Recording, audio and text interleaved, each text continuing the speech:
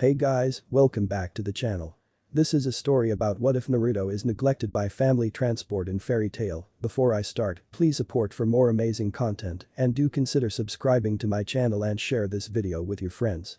This is written by DEMONKNIGHT939 and link in the description and support writer. Let's start the video. Start. No rage. No sadness or pain. No feelings of euphoria or relief. Just absolutely nothing. If one had to describe the feelings of one Naruto Uzumaki as he laid up on the hospital bed, the only word that would come to mind as they observed his facial expression was blank. Nothing seemed to faze him, he looked for all intents and purposes as though he had nothing to live or die for.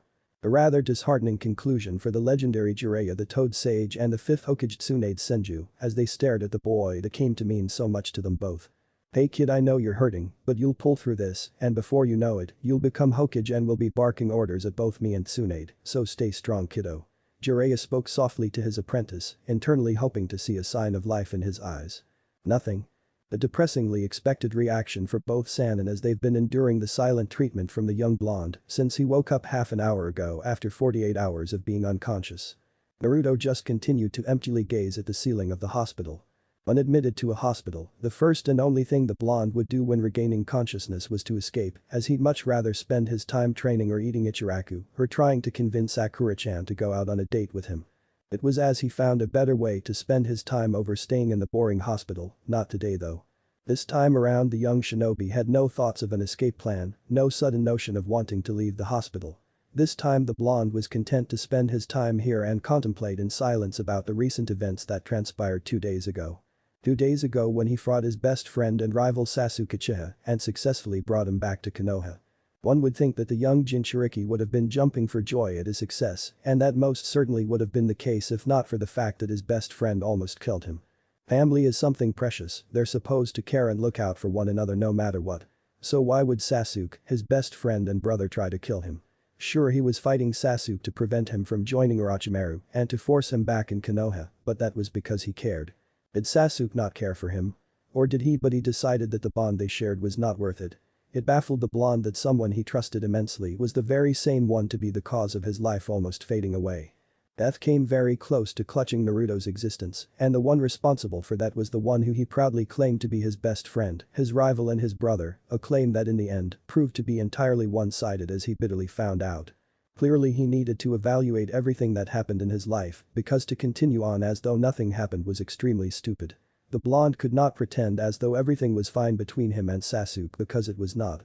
His friend tried to kill him. That alone told the blonde that he wasn't living his life right. And so the young jinchuriki calmly stayed in his bed contemplating everything while thoroughly ignoring any and all company that came to visit him. I've never seen him like this, Jiraiya. Tsunade voiced out painfully, her chocolate brown eyes full of worry and concern for the boy she recently came to care for. I know Tsunade, but Naruto is a strong kid, I have every faith in him that he'll be alright. Naruto, it's me Tsunade-bachan, please talk to me Gaki, you can tell me and Jiraiya anything kid and I promise you that everything will be alright. She cupped both of Naruto's cheeks and kissed his forehead, her maternal instincts compelling her to embrace the boy and embrace she did. Jiraiya joined in on the hug. What she said kiddo, you can talk to us and tell us anything you want or need to get off your chest, we're your family and you are ours. No response. Naruto, you did everything right and you aren't a horrible person if that's what you're thinking, if anything in my eyes you are the sweetest and the most innocent kid out there. Never think otherwise. Tsunade only hugged him tighter to emphasize her point. Jiraiya wholeheartedly agreed with his teammate's claim as he gazed at his precious apprentice. Naruto, you're one of the kindest souls out there in the world and the sad thing is that there are many who will try to change that. To change and twist you into something else altogether, Sasuke Uchiha is just one of many. Jiraiya placed his hand on Naruto's head and affectionately ruffled his hair. I know it's hard to accept that kiddo, but it wasn't that Sasuke wasn't thinking straight or that he was influenced by the curse mark, no he was perfectly fine when he decided that he wanted you dead, you just need to understand that he never was your friend to begin with. Someone like him didn't deserve your friendship in the first place and you have to ensure that he doesn't ever get another chance at becoming your friend because he will take advantage of your kindness and try to kill you. Jiraiya hoped that his student, though unresponsive, would take his words to heart. Naruto just continued to blankly stare at the ceiling, he heard both Jiraiya and Tsunade but was simply not in the mood to respond. Naruto, Tsunade murmured gently. It's as I said earlier, you did the right thing in forcing Sasuke back to Konoha as it was your mission. Sasuke might claim that you're a monster, but just remember that he has no ground to speak on considering he tried to kill you. You're not a monster, Naruto, and both me and Jiraiya are proud of you. She finally let go of the blonde, internally praying that anything she or her teammates said would stick to the boy who reminded her so much of her little brother and fiancé.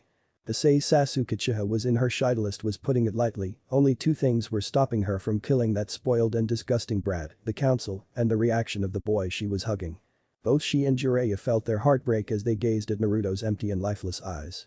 Tsunade couldn't bear looking anymore and quickly kissed the younger blonde's forehead and walked away, leaving only Jiraiya to remain with the fourth Hokage's legacy. The legacy that Jiraiya failed in nurturing and protecting. He vowed despite his past failures that he wouldn't fail Naruto any more than he already had in his life. If you ever want to talk to someone Naruto about anything, just know that I'm more than happy to help and be there for you. Jiraiya once more ruffled the Jinchuriki's hair affectionately, then walked away, leaving Naruto to silently contemplate his thoughts, in addition to everything that Jiraiya and Tsunade had said to him. The fact that his friend and rival tried to kill him, it was made painstakingly clear to him that some or perhaps even all those he considered to be his friend or family could also harbor the same intentions, and that wasn't acceptable with the young shinobi. Some of his precious people didn't truly care for him, and as of now, the only thing that mattered to the Jinchuriki was analyzing every past interactions and determining who he could and couldn't trust.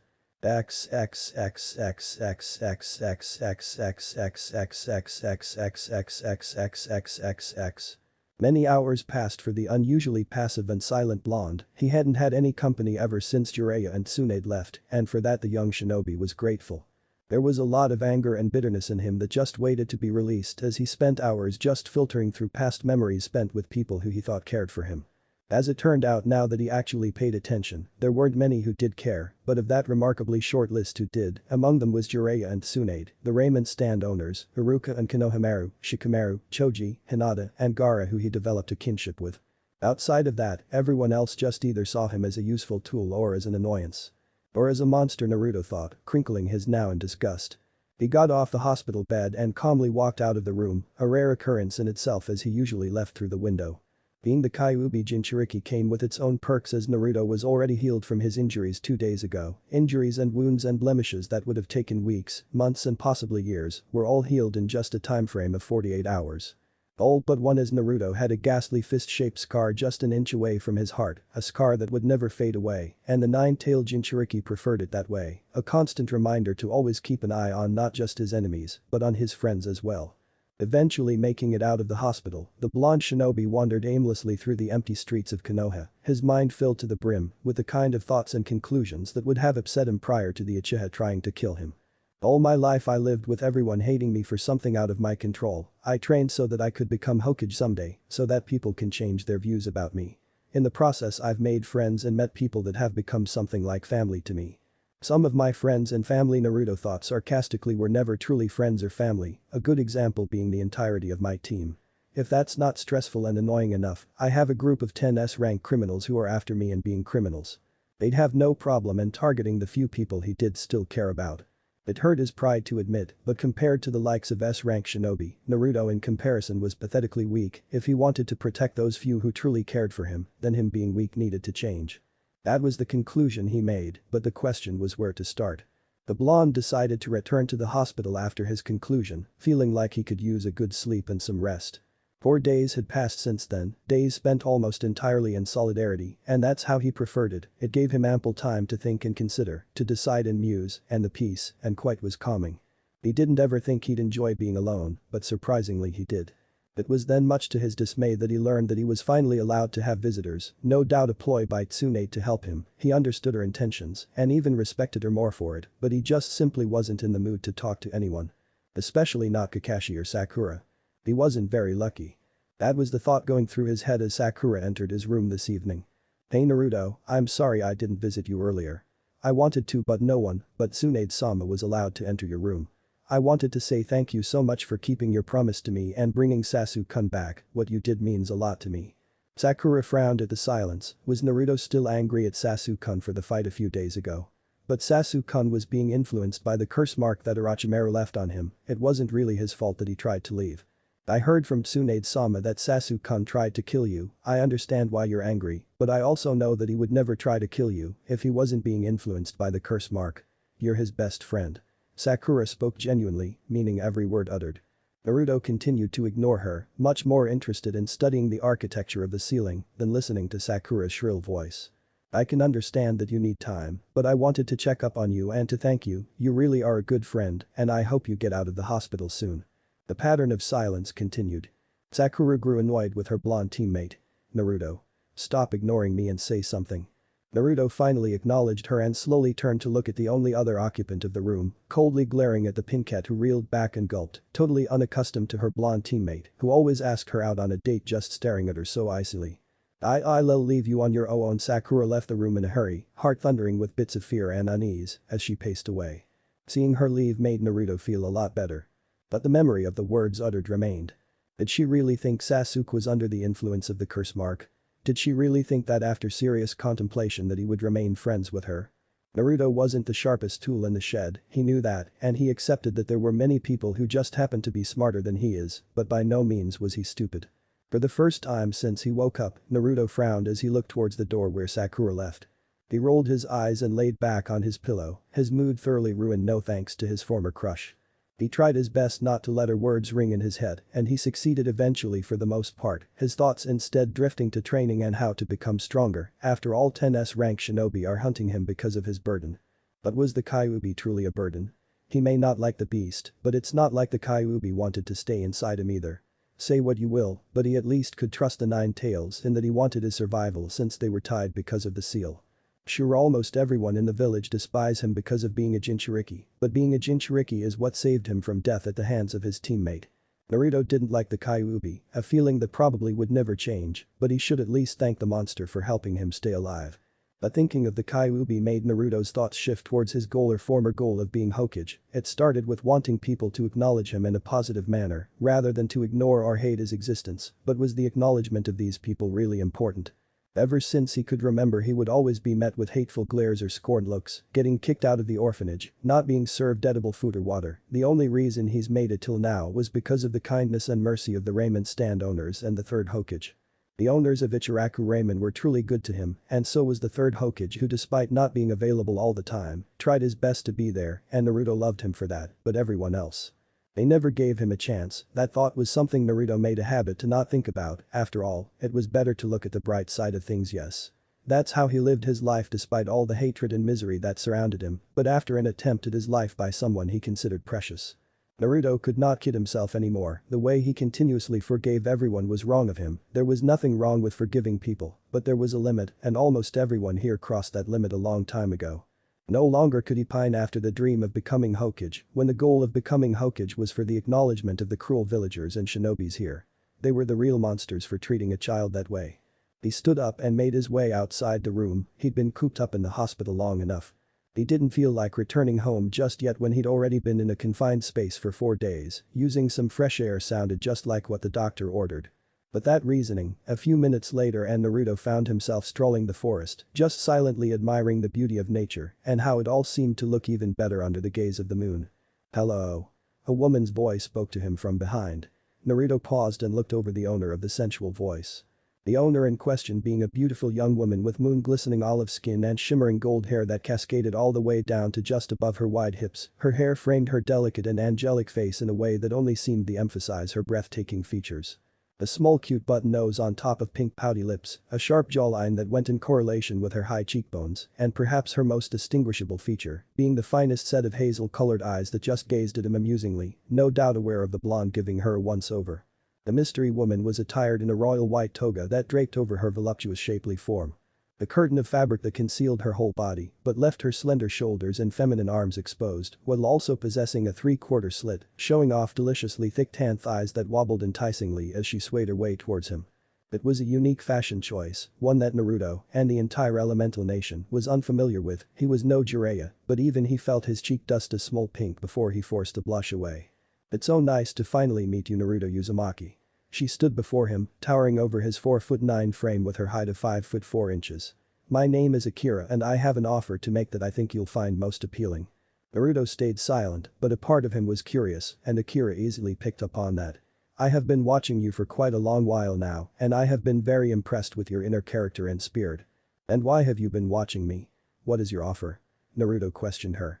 I have been watching you because you want power and I can give that to you. I also know of your secret desire to find a new home after recent and not so recent events, and I can help with that too.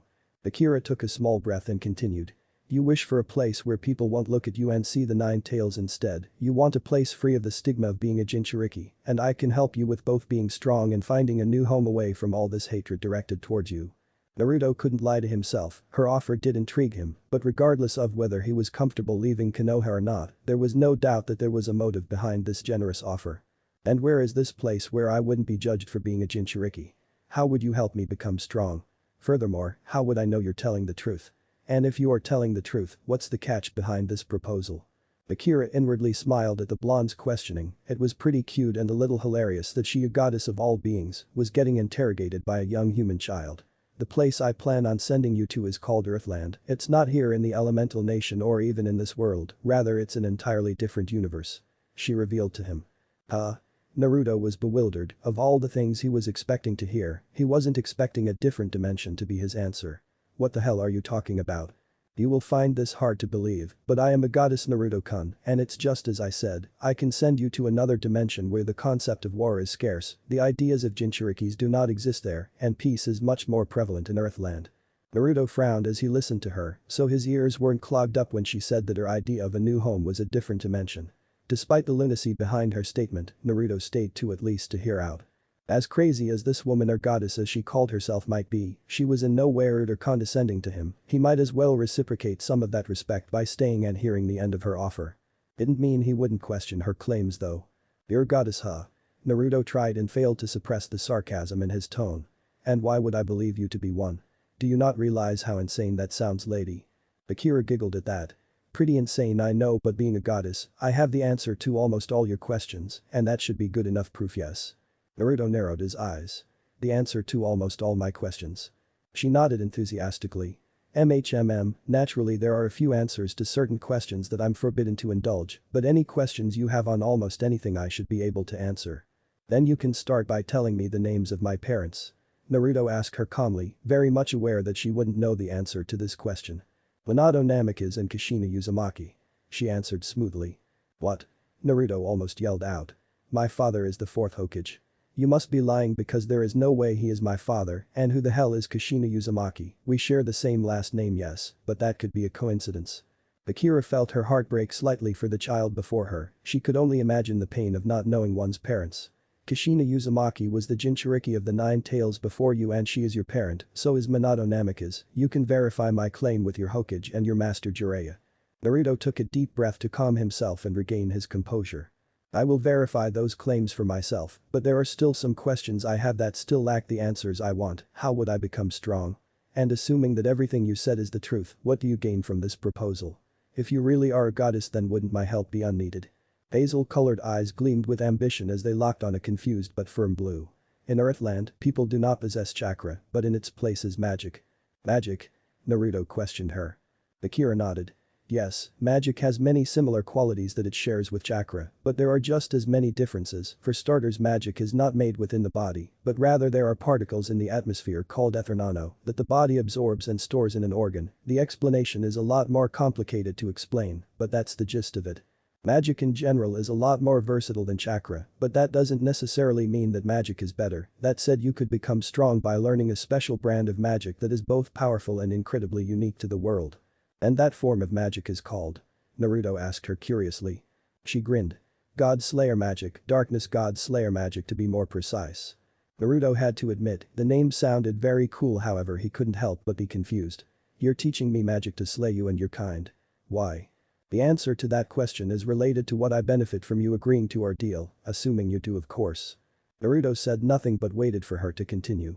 The smile on her face faded, her posture straightened, and her eyes conveyed power and resolution. She no longer looked like a cheerful young woman, as she regarded the jinchuriki with the seriousness one would expect from a godlike being. The reason I'm having you learn God Slayer magic is because I need you to kill a god, quite a few of them actually. That's my one and only condition, and if you agree to these terms, then I will send you to another world where you can train in God Slayer magic among other things, and become very powerful while finding a new home for yourself. Naruto crossed his arms as he stared at his fellow blonde. And why exactly do you need me, immortal, to kill a bunch of gods when you yourself are a goddess and can fight them on your own? Because the form you see before you. Akira said while gesturing to herself. Is a corporeal form, my true body is locked and sealed away. Naruto raised an eyebrow yet continued listening. I did go after them a long time ago, but I was rash and foolish, I was the strongest of them all, and due to my arrogance, I took them all on at the same time, and that's what led to my downfall and sealing. The only way for me to be free is for you to hunt and kill the gods responsible for sealing me one by one. She finished saying. Even if everything you said is the truth, I can't just leave when I still have people I care about, people precious to me that could get attacked by some very powerful shinobis. Akira smiled at the hurt yet still pure-hearted teen. The Akatsuki, I am aware, I know that the reason you thirst for power is to protect those you care about, even after everything you experienced. I have a solution to that problem if you're willing, rather than transport just you to Earthland I can transport all the jinchuriki there. Naruto thought long and hard about this. It would halt the Akatsuki's plan, yes, but didn't the other jinchurikis have a right to choose what they wanted? After all, as a jinchuriki himself, Naruto knew the struggles of wanting to have his own rights and choices, it wouldn't be fair of him to decide for them when such a choice should be of their own choosing. Is it possible to bring the jinchuriki here? Naruto asked her seriously. So they can choose for themselves if they wish to go to Earthland or to remain here. Akira nodded and with a wave of her hand, an enormous circle formed on top of the unique duo, much to Naruto's shock. From the circle came the forms of the 8 other jinchurikas, who each had their own unique reaction as they fell to the ground. So she really is a goddess, Naruto thought with amazement. Fool you fool, anybody jumping the almighty killer bee better watch out cause I sting like a bee. What the fuck just happened? Killer bee, can you be serious for once? I'm too old for this. Ouch, my butt hurts. Ugh, where is that bastard Ichiha? Why are you all so noisy? Akira giggled and Naruto sweat-dropped as he observed his fellow jinchuriki, not exactly how he envisioned meeting others like him. Ara groaned as he got up, his gaze immediately landed on Naruto, and his eyes lit up on seeing his friend until he registered the form of everyone that surrounded him. His posture tensed as he got into a defensive position. Such a reaction was mirrored by the other 7 as they each got into their own stance. Everyone. Akira's melodious voice effortlessly captured the attention of the jinchuriki as they each glared at her minus Killer Bee and Rashi, the former blushing as his eyes landed on a magnificent pair of breasts covered by her toga, while the latter had a massive nosebleed. Vegito was livid as she noticed just where exactly was Bee staring at. Focus, you idiot. She whacked the back of his head and that caused Akira to break out into another giggle. If I may have your attention, I brought you all here because of this young man. She said, whole gesturing towards the 9-tailed jinchuriki. Naruto stepped forward to address them all, a slight hint of nervousness creeping in his soul as he felt his fellow containers all gaze at him. My name is Naruto Uzumaki and like you all, I too am a jinchuriki.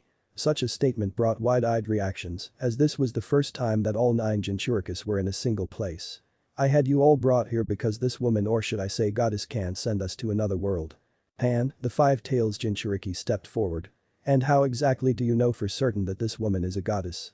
Naruto scoffed. How exactly do you think you were brought here along with everyone else? I too was doubtful until I saw her form a circle in the sky that brought all of you here. Well, I for one am grateful to you, young Uzumaki. The shortest jinchuriki of the group spoke up while gaining Naruto's attention. If not for you then I'd still be robbed of my free will. My name is Yugura Karatachi, the 4th Mizukage. Instantaneously after his declaration, all the jinchuriki minus Naruto, Gaara and Fu were wary as they paid careful attention to perhaps the cruelest cage in existence. Yukada grit his teeth as he observed the 4th Mizukage. Your actions caused an entire civil war that has destroyed the entire village. Yugura grew murderous as he glared at his fellow jinchuriki. Actions that weren't under my control, and Uchiha wearing an orange mask and a black cloak adorned with red clouds, attacked and enslaved me with his jinjutsu. And that individual along with the other 9 members of that group is why I had you all brought here. Akira declared while shifting the attention to her once more. I wished to make a deal with Naruto, but he worried that leaving to Earthland, the world Naruto spoke of, would leave the few people he cared for in danger as the Akatsuki are a bunch of S-class criminals. And how exactly does this relate to us? Yugito questioned as she locked eyes with her fellow blonde woman. Because by moving you all to Earthland, it halts the Akatsuki's plan of capturing all of you, and they can and will capture you if you stay here, consider the 4th Mizukage. He is immensely strong among you, and even he lost to one of their members and was controlled for a long time until just now. She explained calmly. The Akatsuki won't attack the villages since they can't go around interrogating each one in regards to your whereabouts. I had thought of simply sending you all there to Earthland if Naruto agreed to my deal, But he wished for you all to decide for yourself if leaving this world is what you want. Being a jinchuriki. Naruto said slowly. It has people judge you unfairly, treat you unfairly, and if they could then they would decide every choice for us, and I'm not okay with that. I know you all aren't either, which I why I want you all to choose what you want just as I do. To say everyone was surprised was an understatement, even Gaara, who fought and was on the receiving end of Naruto's kindness, was stunned. Well, little nine, I get to step out of line, so I'm all for show. This will be a woe. My name is Killer Bee, I have a lot of wee. Bee's voice snapped everyone out of their shock. Bee? Yugito roared as she smacked him once more. Stop embarrassing us. She sighed in frustration and tried to ignore the snickers of the other containers before turning to Naruto. My name is Yugito and I'm the Two-Tails Jinchuriki, the idiot is the Eight-Tails Jinchuriki. Everyone followed suit and introduced themselves. I'm Gaara of the desert and I'm the One-Tails Jinchuriki. Gaara introduced himself to the group. As I mentioned earlier, my name is Yugura Karatachi and I'm the Three-Tails Jinchuriki. I am Rashi and the beast I contain is the Four Tails. I am also the oldest amongst you, also feel free to call me Rashi Senpai or just Senpai. The elderly man with red hair spoke friendlily. It was after Rashi that the next one stepped forward, most definitely the largest Jinchuriki of them all by a quite margin and clad in heavy armor, and a red kasa spoke up. My name is Han and I'm the Jinchuriki of the Five Tails. Yukada. Six Tails Jinchuriki. A lanky teen with a blue yukada introduced himself boredly. My name is Fu. The green-haired preteen waved cheerily at the group, eliciting smiles, nods and a blush from Gaara. And I'm the Jinchuriki to lucky number 7. Akira clasped her hands enthusiastically. Now that you're all introduced, I wish to hear your answer in regards to sending you to Earthland. Yes, about that. Rashi said as he glanced her way. I think we all can agree that you really are a goddess with how you brought us all here at the same time from out of nowhere, but though I believe you, I have questions, a lot of them before I decide to go, and I'm sure that's the case with everyone else here. She gave him a sultry smile.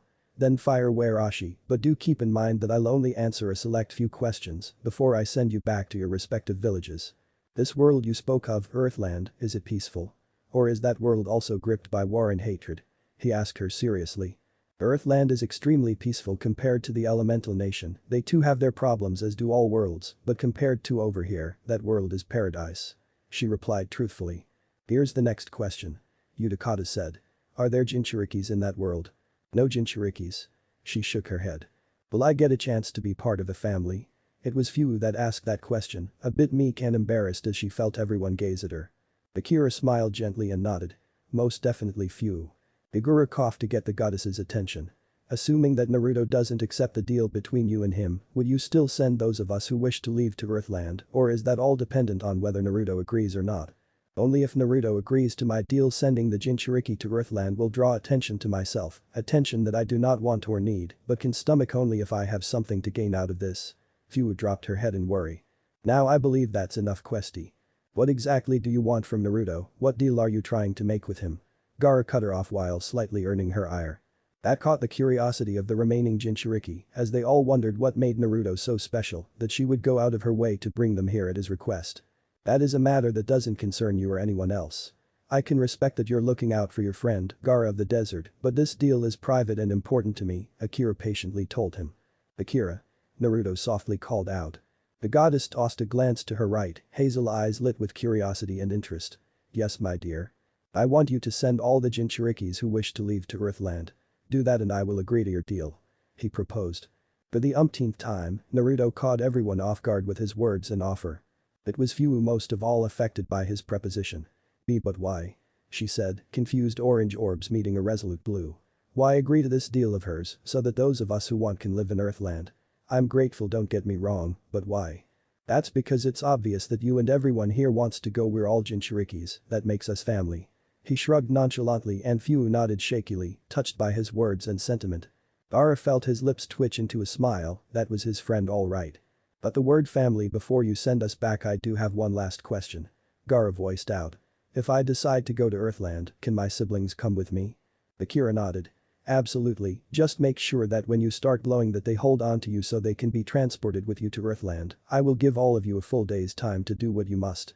With a twist of her hand, a magic circle formed from above the group that sucked all the Jinchurikis but Naruto and returned them to their home. Turning towards Naruto, the goddess had to suppress a smile at his gobsmacked expression. They're a very lively bunch, aren't they? Naruto dumbly nodded. I'll be here tomorrow night, Naruto-kun. That should give you ample time to confront those two shinobis you respect so much in regards to your parents, though I believe my display has already convinced you that I'm not lying. Have a good night, my champion. She uttered elegantly, turning her back towards the shinobi and getting ready to leave. Wait. Naruto yelled out, gaining her attention as she peered over her shoulder to look at the Nine Tails jinchuriki. Compassing himself, he spoke in a lower tone. Why me? What is it about me that you said you find impressive? What makes me different from the many others who are better than I am in everything? Why are you interested in making me your champion when I'm so weak? He asked her with all seriousness he could muster. Akira gazed at him softly, her eyes belaying understanding and tenderness for the young shinobi. There are several reasons why, but let me start by saying that though there are others who are better than you in certain aspects, you surpass them all in the two categories that I value most. Will and kindness. Seeing Naruto's cute and confused expression, she elaborated more. I have laid witness to many kind souls who endured much pain, and it changed their gentle souls to something more malicious. You, despite enduring so much, are still kind, and that's something I can immensely respect. As for your will. She said simply as she walked towards him. It's by far one of the strongest I have ever seen, and I wish to put it to good use. With a strong will to win, anything is possible. Your potential, my dear Naruto, is limitless. Akira smiled tenderly at him. I choose you because in addition to your kindness and will, you remind me a lot of myself when I was very young. She cupped his cheeks gently with both hands, caressing his face the way a mother would with her child. To me, you are better than everyone else. For the second time since the past several days, Naruto felt the blood rush to his cheeks at the goddess's declaration. Thank you. He replied a bit shyly. She giggled and nodded. There is one thing I need to know though, why exactly did you attack them? The gods, I mean. What have they done to anger you so much? He asked her with no small amount of curiosity. She smiled at him, but Naruto felt uncomfortable as his danger senses blared madly from being in close proximity to her. Trust me, Naruto-kun, you don't want to know what those monsters have done. He nodded warily. I'll see you tomorrow night. She let go of the younger blonde's face and walked away, her form quickly fading away from the jinchuriki's eyes. End. Start. It was strange. Leaving the hospital only at night and exploring Konoha when everybody else was asleep made Naruto a bit accustomed to walking the streets with no soul in sight. It was something he quickly grew to enjoy. Which is why he felt a small tad bit uncomfortable as he walked through the busy streets of Konoha. He tried ignoring and successfully blocked most of the whispers and comments made by the civilian population as he made his way to the Hokage Tower. To his inner surprise though, some of the comments were either praises to his deeds or worry over his health. A week ago he would have jumped in joy at this revelation. He could hardly care anymore. The acknowledgement of those around him no longer mattered to him. All that mattered to him right now was asking Tsunade and Jiraiya the truth about his parents, to get his answer, and then to leave Elemental Nation. That was the plan as he entered the Hokage building. He should have learned by now that life was simply not that merciful. Naruto. Kakashi greeted his student with all the confidence he could muster.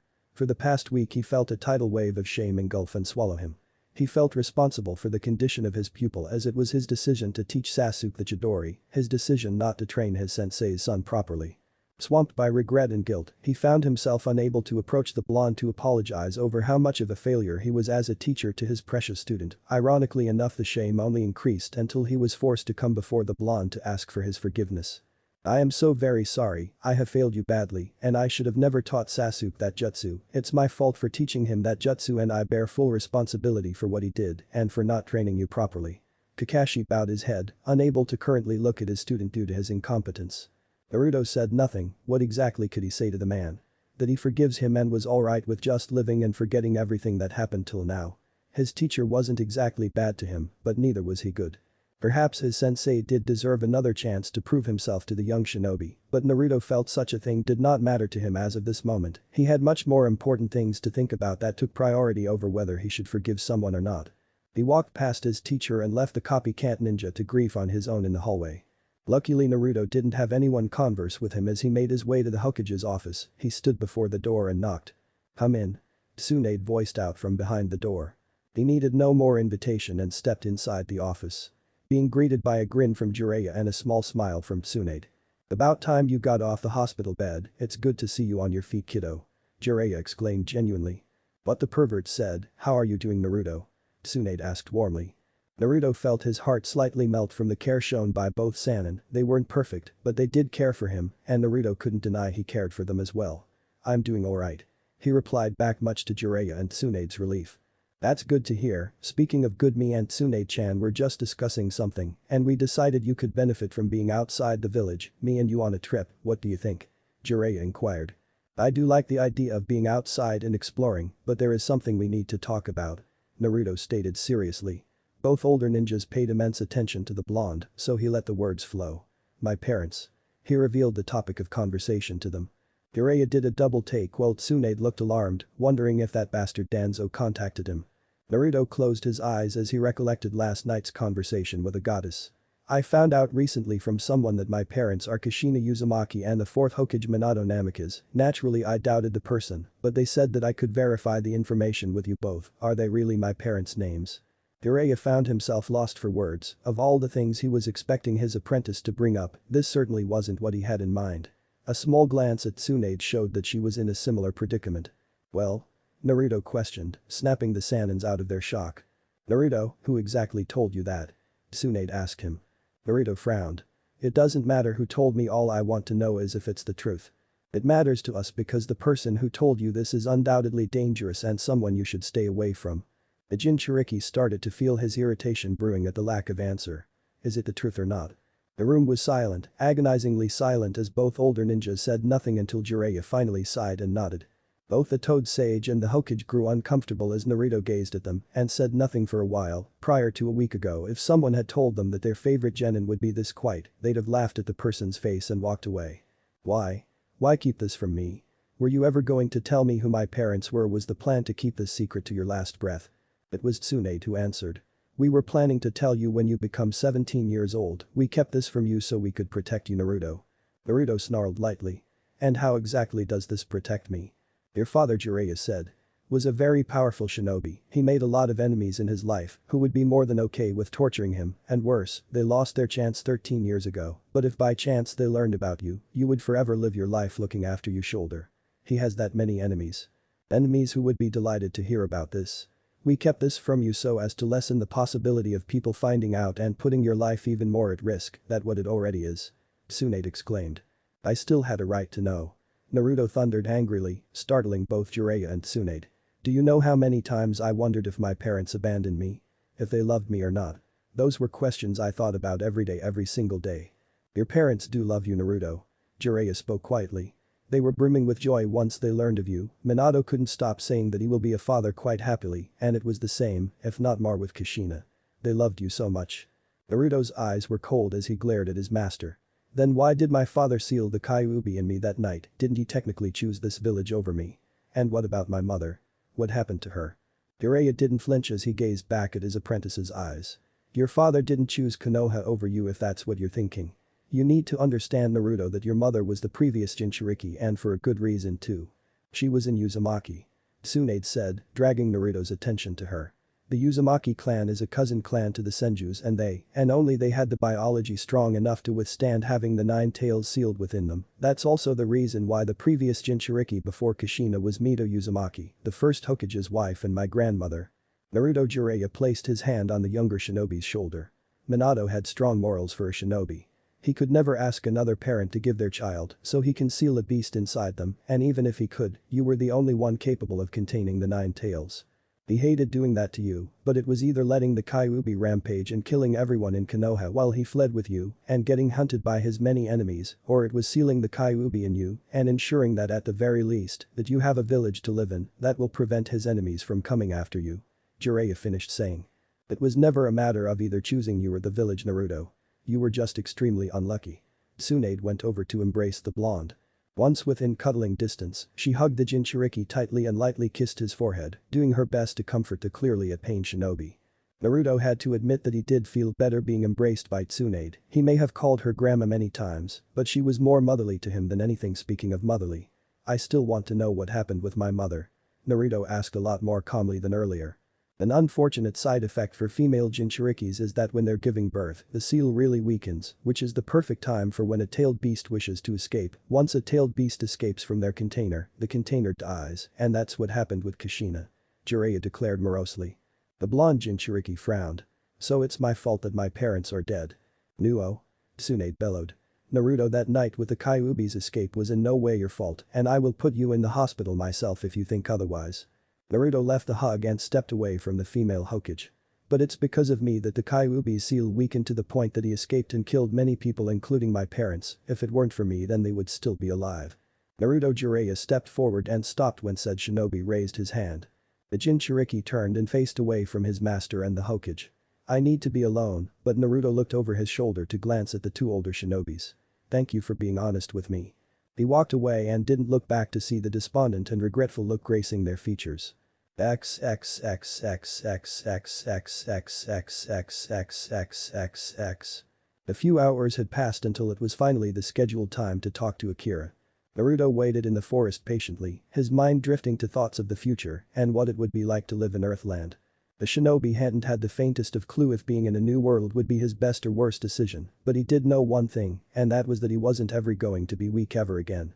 Whether he would come to love Earthland as his world or not remained to be seen, but following Akira, he would have the power to kill a god. And with that power, Naruto could ensure the safety of those he cared for and protect them from any harm that would befall on them. I'm happy you came, Naruto-kun. A melodious voice pulled him from his thoughts, and Naruto looked up to see the same goddess he was waiting for right in front of him. You have no idea just how pleased I am with your decision that you have decided to become my champion. Akira smiled and walked towards him. Her beautiful majestic form clad in a black toga that reached all the way down to her ankles and left her arms and delicate shoulders exposed. The fabric was tight and well fitted, easily accentuating her voluptuous figure and causing the younger blonde to feel his cheeks heat up slightly before he forced down his blush and regarded her calmly. Your offer already caught my attention, but knowing that if I refused that my fellow Jinchuriki wouldn't be able to start a new life, that would be extremely selfish of me. Naruto crossed his arms as he eyed her. His response had her giggle. Naruto-kun, my Naruto-kun, Akira drawled out slowly, seductively as she stood before him, placing a hand on his face and stroking his whisker marks tenderly. You doing such a thing for your fellow Jinchuriki, it was an example of how I was right in that you're still a really kind soul despite all you've went through. Naruto said nothing. Before I send you to Earthland, I will ask only once, do you truly wish to leave everyone you know behind? Without saying any goodbyes. She dropped her hand and looked seriously into the eyes of the shorter blonde. I left a note in my room telling Jiraiya and Tsunade that I will come back someday once I'm strong enough to protect them and myself from the threat of the Akatsuki. If I go through with this, will I ever be able to come back here? He questioned her. Yes, but only after I deem you strong enough to be able to face the strongest of the Akatsuki, and when will I grant you the ability to travel between worlds? She crossed her arms, daring him to challenge her. Very well, I agree to this. I will become the strongest god slayer in existence, I will face and kill the gods who sealed you, and I will release you from your prison. Naruto vowed to her, eliciting an extremely pleased smile to form on the heart-fluttering visage of the blonde goddess. Then you will need this, Naruto-kun. She handed him an old and ancient book. I unfortunately won't be able to teach you myself as I am sealed away, but this book should help in explaining how to grasp and utilize darkness god slayer magic. Who are the gods that did this to you? The ones I'm supposed to slay. You'll know in the future, but Naruto-kun, she voiced out softly to the attentive Jinchuriki. Be very careful of the fellow god slayers you'll cross path with, and most importantly stay safe, okay? Naruto stared at her silently for a couple of seconds. When will I see you again? I myself do not know, there is a limit to how much this corporeal form can do, and I've pretty much almost reached that limit. My guess is that I can only appear before you one last time, and then that's it. I won't be able to interact with the outside world ever again until I'm freed. You're my only hope. She added. Thank you, Akira. Akira smiled genuinely. No, Naruto Uzumaki, thank you. Here. X777. It happened out of nowhere. 9 massive surges of power flooded the world and threw Earthland into a state of disarray and chaos. People from all over the world, whether in the highest peak in the largest mountain or on the normal streets of a peaceful town, all felt it. It mattered not whether one was an average day citizen or be they the toughest mage the lands had to offer. Almost all reeled back in fright. Fortunately, the different surges of power vanished, leaving many to wonder if they imagined the whole experience. The Nira, the Magic Council, panicked and shouted at one another as they argued about the cause of the sudden upsurge of strength. Far away into the oceans and in an isolated island, a raven-haired man cried tears of joy as he sensed the potential of his death increase by quite a bit. It was clear to all the beings in the world that something has changed. So this is Earthland already. I can tell that it's a much better world than the elemental nation. Kankuro remarked as he looked around the world he and his siblings got pulled into. I'm just glad that we hugged you quickly when you started glowing white, Gaara. We are not okay with you being in a different world by yourself. Temari said as she continued hugging her youngest sibling. What she said, Gaara? Kankuro exclaimed with a small smile.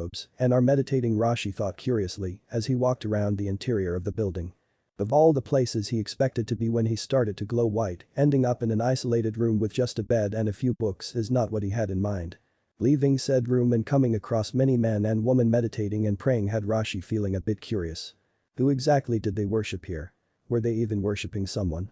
Or was this act of prayer that they all performed involved self-love and self-worship? The only figure Rashi recalled that people ever prayed to back in the elemental nation was the Shinigami, and it was a very scarce amount of those who chose to pray to him.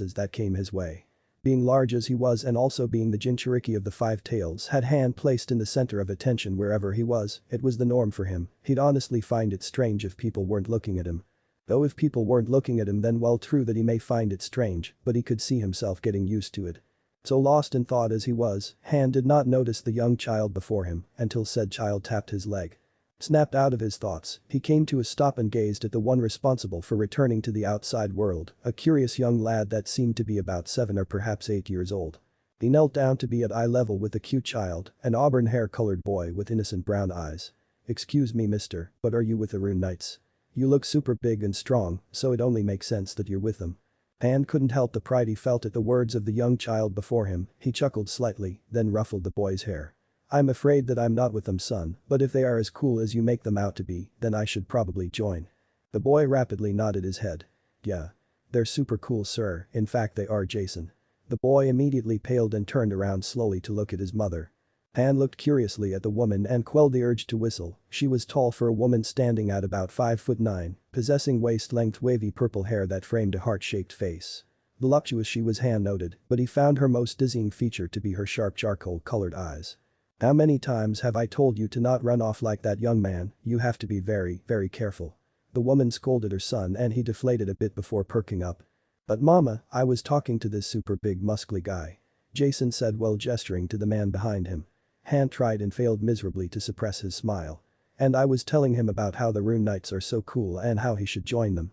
The mother turned towards the man and gasped as she gazed at one of the largest men she'd ever seen in her life, possibly the largest, but something about him screamed gentle giant to her. She offered him a small smile. "I'm sorry about my son sir, he can be a bit of a knucklehead I'm afraid, my name is Olivia and my son is Jason." Han smiled back. "No apologies are necessary Miss Olivia, I'm Han and I found your son to be a sparkling conversationalist, because of him I have decided to join the Rune Knights." She giggled. "This is the first time I hear that my son is a sparkling conversationalist. He takes after his mother I believe." He flirted with her. Olivia felt her cheeks tint pink. "Okay Olivia you got this, you flirted with many men before Jason was born remember, this should be a piece of cake I hope he takes after you with a super big muscly body." She cringed on the inside, never had she embarrassed herself like this.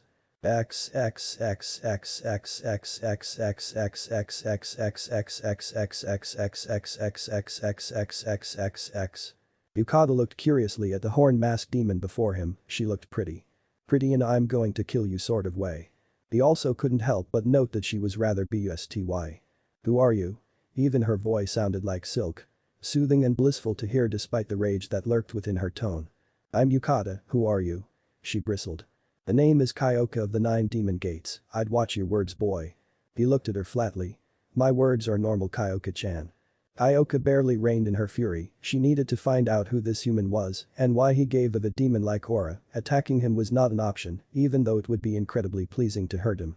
And as much as it hurt her pride to admit, Kyoka could already tell that she was hilariously outclassed if the way her danger senses were flaring madly just by being around this man. Not mentioning that she could sense his power and the quantity of it was massive. Attacking him would lead to her downfall. Kyoka wasn't even sure if even the entirety the 9 Demon Gates banded together could win against him. She needed to be smart with her approach. "How did you appear here and what are your intentions?" She asked a bit more softly. "Someone teleported me here by chance and my intentions."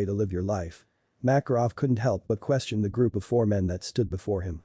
It seemed like these guys were unaware of who he was and were delighted to try and rob him. "Shut it, old man, just give us the money, otherwise it won't end well for you," the one furthest to the left called out. Makarov sighed, looking at them with great swells of pity and remorse. How sad it was for their lives to revolve around stealing from the old and weak. Such a waste of potential and spirit, he thought regretfully. At least he tried to reason with them. The guy all the way at the back grew angry at Makarov for being slow and started to advance to him, rolling up his sleeves and getting ready to break the short elderly man's nose for wasting their time. "Leave the old man alone," Fu yelled as she jumped off the roof to deliver a spinning kick to the guy who was advancing menacingly towards the elderly. Her yelling caught the man off guard as he turned, and he was launched back as the kick connected with his face and knocked him unconscious.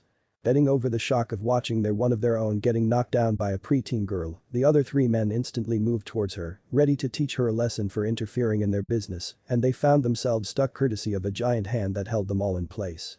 Looking at the origin of the extremely large hand, all 3 assailants found their eyes darting to the short old man they were pestering. Makarov glared at them.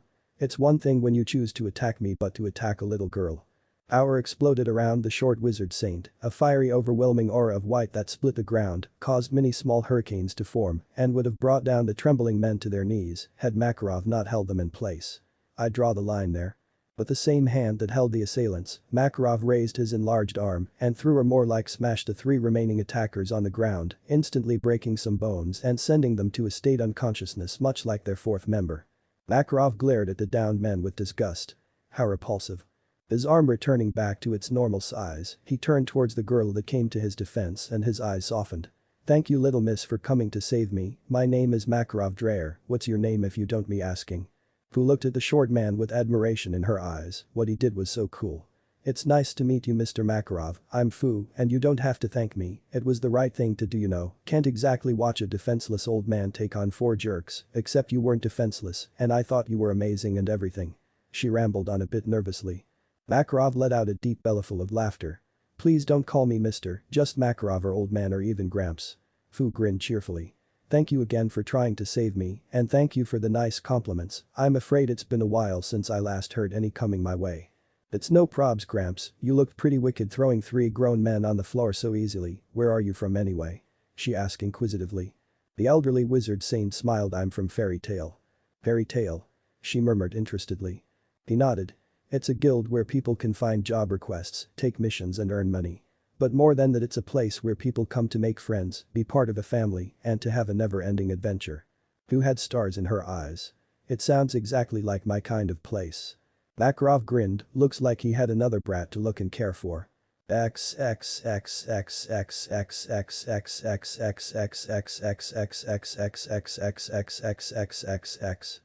is this place?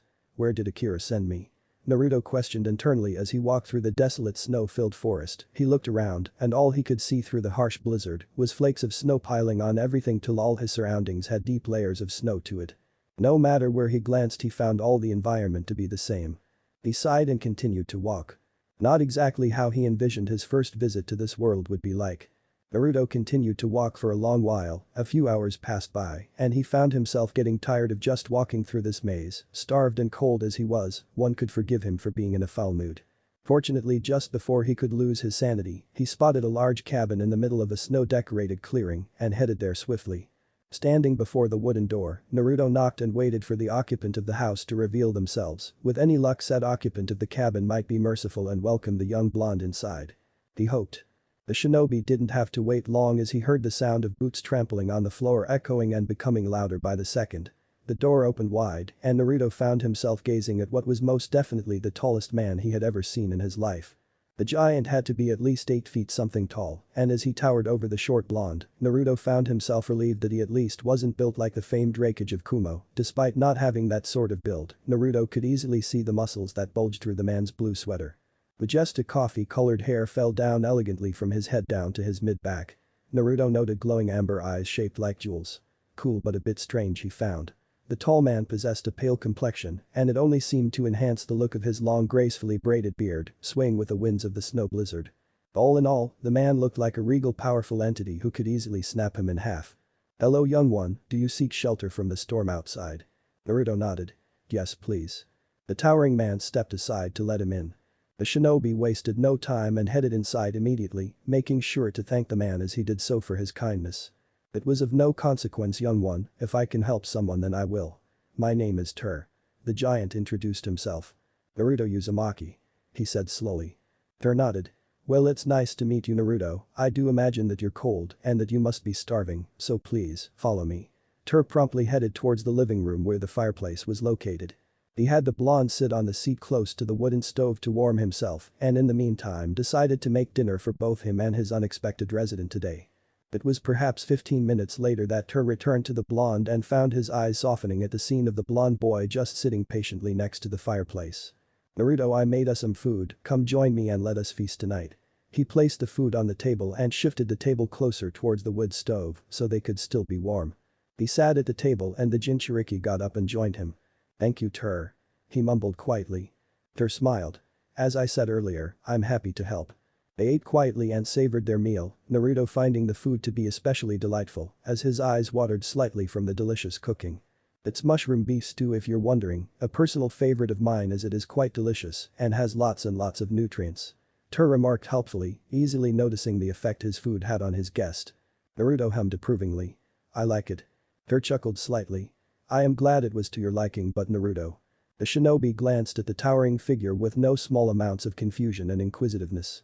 "Do you have any family or close friends? And if you do then when do you plan to return to them?" Naruto frowned. "I don't have a family to return to and I don't have a lot of friends." Tur internally cringed as he gazed at the young blonde, he looked to be about 12 years old and he had no one to care for him. What had the world come into? "If you don't mind me asking, why exactly were you out there during that storm?" he asked gently. "I want to become stronger, the village I lived in, the residents of that village weren't very enthusiastic about helping me become strong." "And why do you wish to become strong?" Tur questioned, making sure to stay away from any personal or sensitive topics. Naruto didn't have to think hard about this. "So that I can protect the people whom are precious to me from harm." Tur was impressed with the boy's answer, of all the answers he was expecting to hear, this by far was what surprised and stunned him. To be so young yet give such an intelligent and mature answer, this boy has potential, Tur mused. Perhaps it was fate that brought a boy with no family towards him, a man who also possessed no family alive to speak of. Naruto thirsted for power and fate brought the boy to him. Tur was by no means arrogant or full of himself, but that didn't mean he wasn't capable of acknowledging that he was an extremely powerful mage. It was an enormous perhaps, but Naruto could have been brought here so that he could train the boy and turn him into a powerful warrior. But was it right to do so? Already Naruto suffered enough from what he could see, and by taking him on as a disciple, he'd further rob the blonde from some of the experiences that life had to offer. But he supposed that such a choice in the end was for the young blonde to decide. "Naruto, how do you feel about me taking you on as a student and training you to become a powerful mage and warrior?" That caught the jinchuriki off guard. "Well I mean perhaps a demonstration of my abilities is required." Tur interrupted gently. Naruto nodded apologetically. "Well, for now let's continue to enjoy our feast, have a good night rests afterward, then I can show you my power first thing in the morning." "Sorry if I offended you Tur." Naruto apologized. Feeling guilty for unintentionally insulting the man after he welcomed him inside and gave him food to eat. There is nothing to apologize for, young one, it is only logical that you'd wish to assess my combat capability when I'd make such an offer. He waved off the apology. Now let's eat and don't be shy about grabbing another bowl of mushroom beef stew. Thank you, Tur. Naruto grabbed himself another bowl and internally thanked Akira for sending him here. Start. Back 777. 7 months had passed since Naruto wandered into the cabin of the towering titan of a man who he would come to see as his sensei. Life for the blonde had changed drastically since then, it showed clearly in his appearance. No longer did the young shinobi look malnourished and scrawny, instead he filled out with muscles that complemented his appearance well, while also growing to a more respectable height of 5'2". 157.5 centimeters. His visage was still marred with baby fat, but in comparison to before he met Tur, he looked a lot sharper and less like a child, despite being only 13 years old.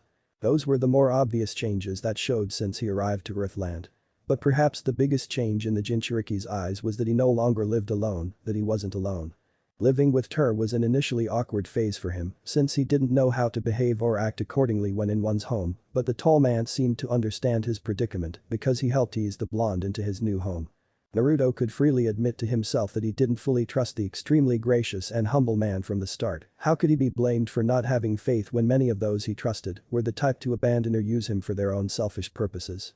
After such experiences he just could not allow himself to wholeheartedly trust someone. It was better that to just keep people at a distance, avoid any nasty or bitter surprises.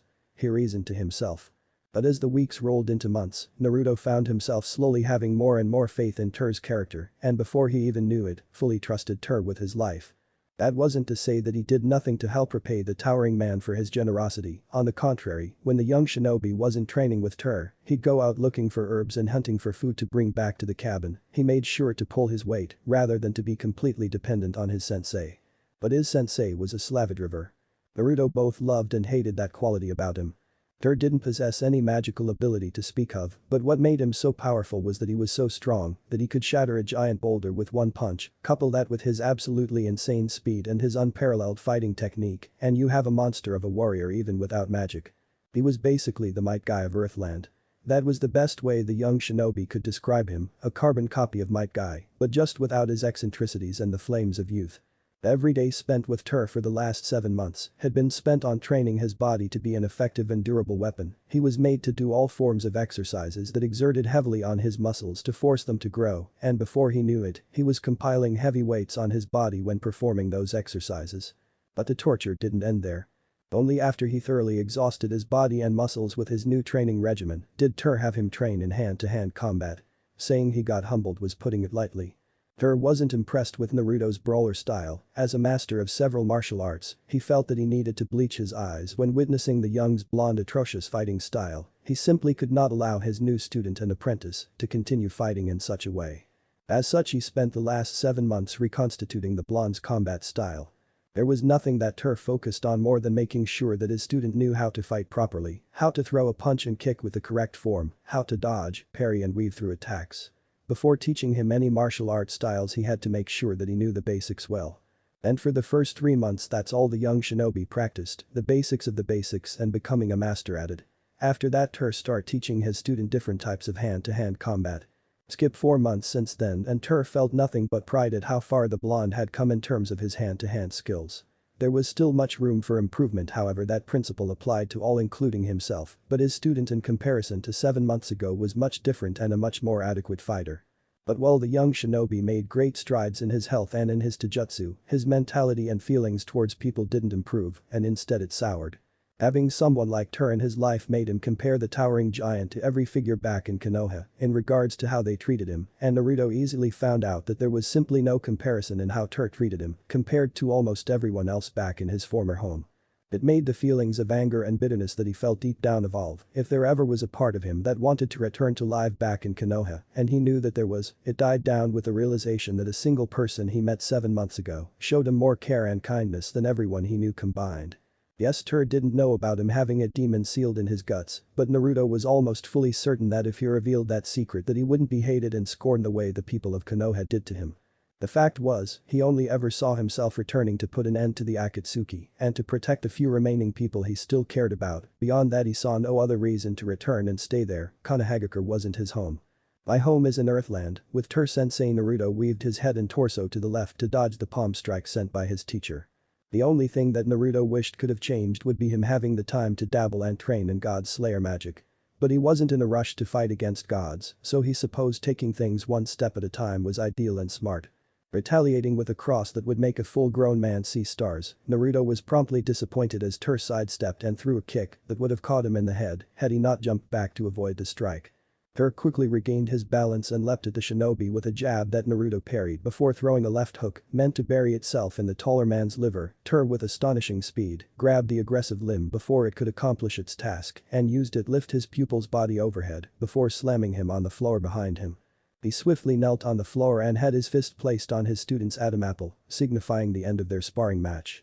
Getting up, he offered his hand towards his downed student who grabbed it and pulled him on his feet. You fight really well, Naruto, you are far stronger than I was when I was your age. Tur gazed at his student with pride, internally chuckling at the embarrassed yet pleased look gracing the shinobi's visage. Naruto crossed his arms and looked away. I'm just lucky that I have a good teacher. While having a good teacher does help, the progress made to better yourself is ultimately upon you, and that's how you've come so far in such little time, Naruto. You are the one who put all that effort and dedication to improve. Thank you for the kind words, sensei. Tur smiled. Of course, now let's retire back home. I believed we've trained more than enough for today as usual. He walked back to the path that led to the cabin, followed closely by his student. A comfortable silence settled between them as they made their way home. Hey Tur-sensei, the towering giant glanced inquisitively at his student. How are you so tall? Tur exploded into small bursts of laughter, completely taken by surprise from the question asked from his usually silent apprentice. It took a few moments before he could rein in his chuckles to answer his student, mirth dancing in his eyes as he gazed at his only student. My parents are not from Fiori, rather they come from a distant land called Joya. The people there are very tall compared to everyone else from other lands. What is Joya like? And have you ever been into other lands? Naruto asked curiously. Joya is a peaceful land, the people there are all about giving second chances, even when hurt painfully. The culture is all about forgiveness. I think you like it. As for other lands, yes, on my way to Fiori, I've been to Stella, Bosco, and Seven. I wasn't there long enough to learn their culture or traditions, but it is a dream of mine. To explore all the lands and learn more about them. Indeed, something about seeing what all the world has to offer just appeals to me. What about you, Naruto? Wouldn't you like to know what the world outside this forest and outside your village is like? It does pique my curiosity, but right now my only priority is about becoming stronger. Tur frowned. Naruto, there should be more to your life than just training and becoming stronger. You should have friends, fun, happiness. Training shouldn't be your life. But sensei, I am perfectly happy with what I already have in my life. I have you, and by training myself, I'll eventually have the power to protect you and those I care about from harm. But what harm? I haven't asked out of respect for your privacy, young one, but the way you continuously push yourself to keep training makes me think that someone is hunting you or trying to hunt those other people you care about. The older man sighed softly. I am happy to learn that you value me so much and believe me when I say that I feel the same way, but it's because I do that I want you to have more than just me in your life. Just entertain the thought, my precious apprentice, for my sake. Naruto nodded reluctantly. Alright, I see no harm in thinking about this. Good. Though he may have sounded clipped, the pleased smile on Tur's visage betrayed how he felt towards his student's response. They arrived at the cabin and went in, Naruto immediately heading to the shower to get rid of the stench of sweat that clung to his form. An hour had passed since then, and Naruto found himself lying on his bed, a whirlwind of thoughts assaulting his brain and keeping him distracted from the outside world. His thoughts just couldn't seem to hold still, drifting from Tur's request all the way to the gods he was supposed to slay for Akira, and thinking about Akira reminded him of Konoha, which in turn made him think of the beast sealed within him. I still haven't thanked Kyuubi for saving me all those months back. It should not have taken me this long. Naruto closed his eyes from guilt. He opened them moments later and sighed before resolving to apologize to the beast when he'd see him later tonight. He will talk to him tonight. Before the shinobi could sink further into his musing, he heard his name get called out by the only other occupant of the house and promptly got up, heading downstairs to talk with his sensei. Yes, Tur-sensei. The shinobi voiced out once he reached the kitchen. Food is ready, young one, come help me put the food and plates on the table. Complying at once, Naruto helped his mountain of a sensei with laying everything on the table. Once finished, Tur sat at the head of the table and Naruto joined him on his right. For the next few minutes they ate their dinner in comfortable silence. It wasn't until Naruto finished 3/4 of his plate that Tur spoke.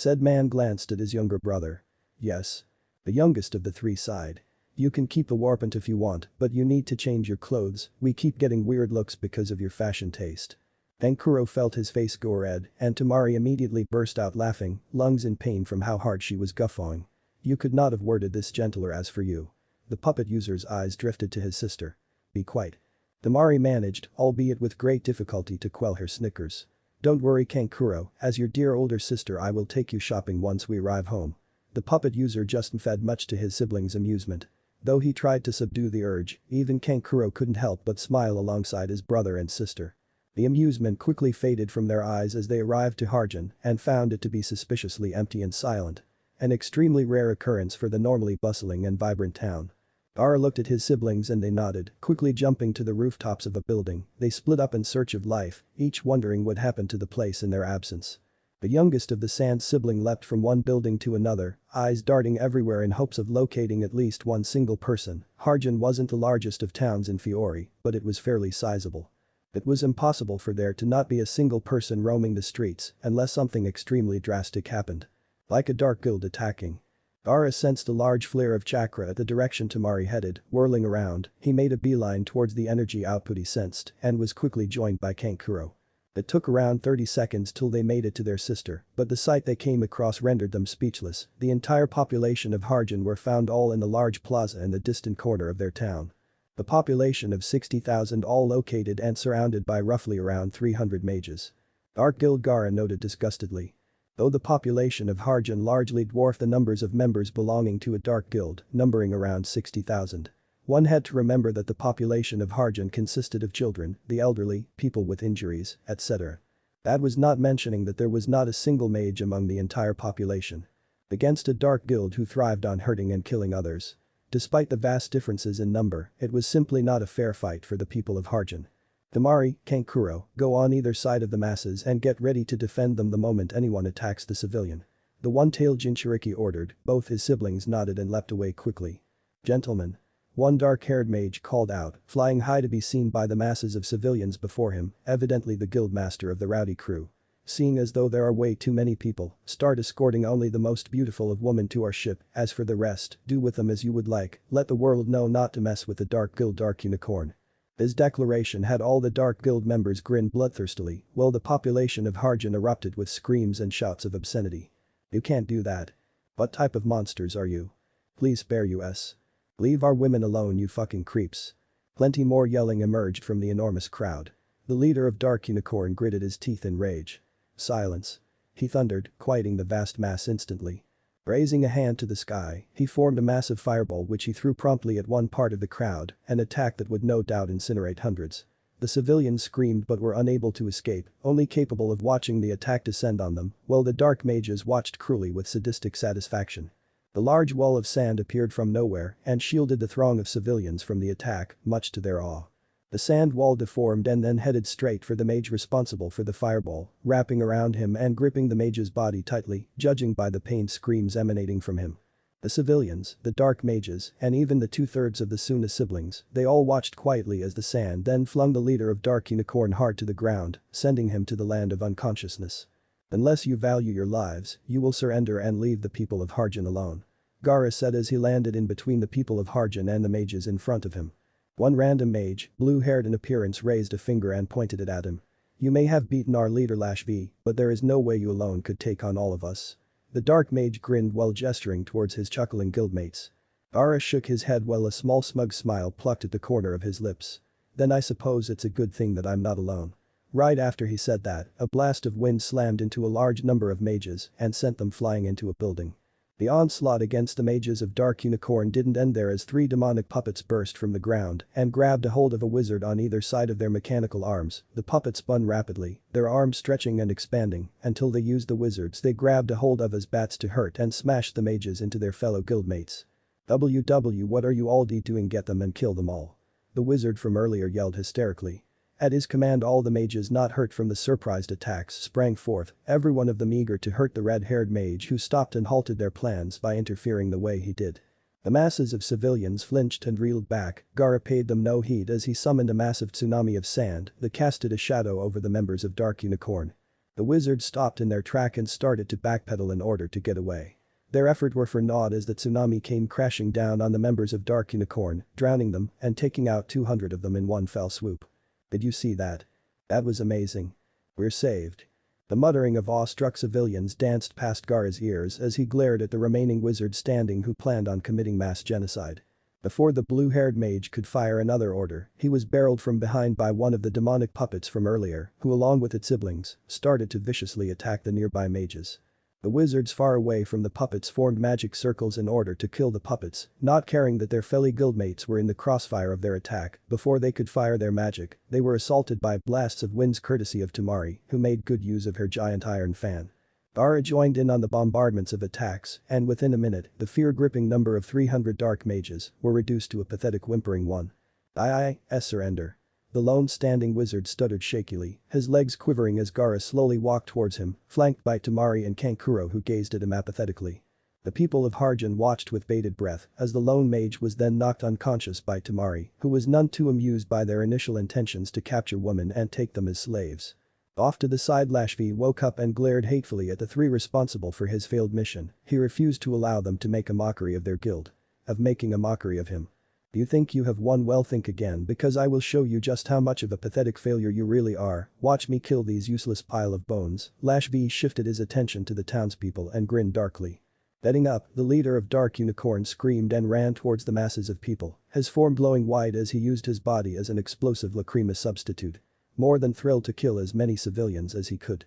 The civilians at the very front screamed in abject horror as the Dark Wizards was only 3 meters away from them. They all without exception closed their eyes instinctively, none believing for even a second that they would survive from a human bomb only 10 feet away. The loud explosion rang past their ears. Opening their eyes fearfully after a couple of seconds of nothing happening. The large crowd of people instantly noticed the massive wall of sand before them. He did that to save us. Mother. We're alive. Never will I continue living as a drunk ever again. Thank God for this miracle. The entire population of the town watched on as the massive sand wall then decomposed and faded away right before their very eyes. Expecting to see destruction and rubble on the side of the wall, the people were instead surprised to see the town intact and a small sand dome encompassing where the leader of the Dark Mage formerly stood. People of Harjen. Gaara stood tall and unflinching as the attention of the world fixated on him. You are no longer in danger or captivity. You all are free.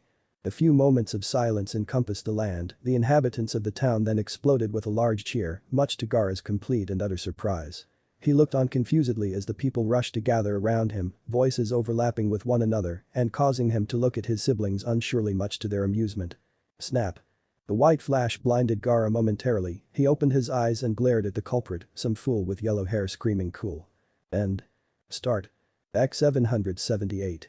The city of Era held the prestige and honor of housing the Magic Council and being the main headquarters of the Rune Knights.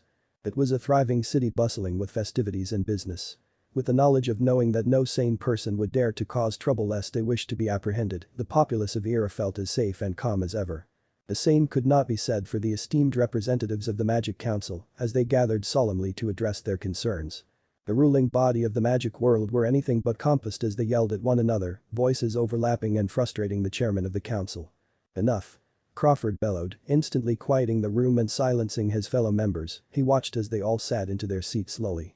I understand that this matter is most upsetting and it is expected that people dealing with such matters would become frustrated, but we are the Magic Council.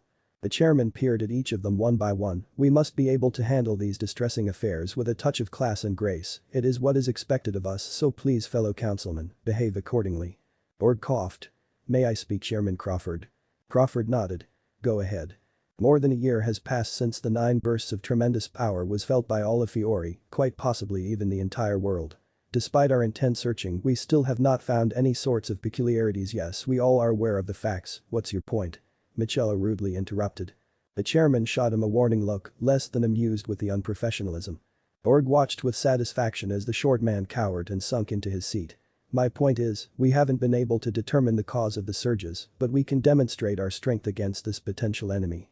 His statement roused the curiosity of the occupants of the room. Muffled whispers and chattering filled the chambers as they contemplated and discussed Org's suggestion. Hush. At the sound of the chairman's voice, the room quieted down once more. I'd like for you to elaborate on that point, Councilman Org. The nation of Fiori looks to us for guidance when dealing with magic and power. We must show them that their faith in us is not misplaced. A show of strength will display to our enemies that we are not to be trifled with, while also renewing the faith that our people have in us. Crawford stroked his beard and considered his idea. He found himself nodding with his colleague's point. I agree with your suggestion, and from what it seems so does everyone else. He said, gesturing to the now smiling and relaxed members. Do you have anything you'd like to recommend or add? Org nodded. One suggestion would be to have a complete group of the 10 wizard saints. The elderly man ignored the surprised gasps as he locked eyes with the chairman. As of right now, the only ones possessing the title of a wizard saint would be the 4 gods of Ishkur, Makarov Dreyer, Oze Parla and Juranikis, that's 7 out of 10 spots. But who could fill the remaining 3 spots? Belno, the lone female member of the council asked. Bijima closed his eyes in deep thought. Someone very capable with a strong sense of morals and justice. Bocello tossed a glance at the short elderly man, conveniently ignoring that he too was below average height. It sounds to me like you have someone in mind. Care to share? The former fairy tale member shook his head. I do have a potential candidate, but the issue lies in that he's a bit too young for such a responsibility, and while his current strength is impressive, it's still not worthy yet for the title of wizard saint, though given time I do believe that will change. Who is it? Liji asked inquisitively. Bijima smiled genuinely. A young wizard by the name of Gara. Known more commonly as one of the 3 heroes of Harjen, and also bestowed with the title the ultimate defender for the way he effectively saved the entire population of Harjen, while also minimizing collateral damage. Org nodded approvingly. He's an impressive and very capable wizard for his age. He should definitely be considered for such a position in a few years. But that still leaves us with 2 remaining spots. Who can shoulder such responsibility? Yuri questioned no one in particular. What about Gildert's Clive? Liji instantly regretted his suggestion as all the remaining members of the council looked him incredulously. How could you suggest that man? He is a very powerful wizard, there is no denying that, but have you forgotten just how much property damage that man causes? I've never in my entire life seen someone be that careless. Org pinched his nose in frustration. Belno frowned. Let's not forget that he's a shameless flirt. How many women has he slept with?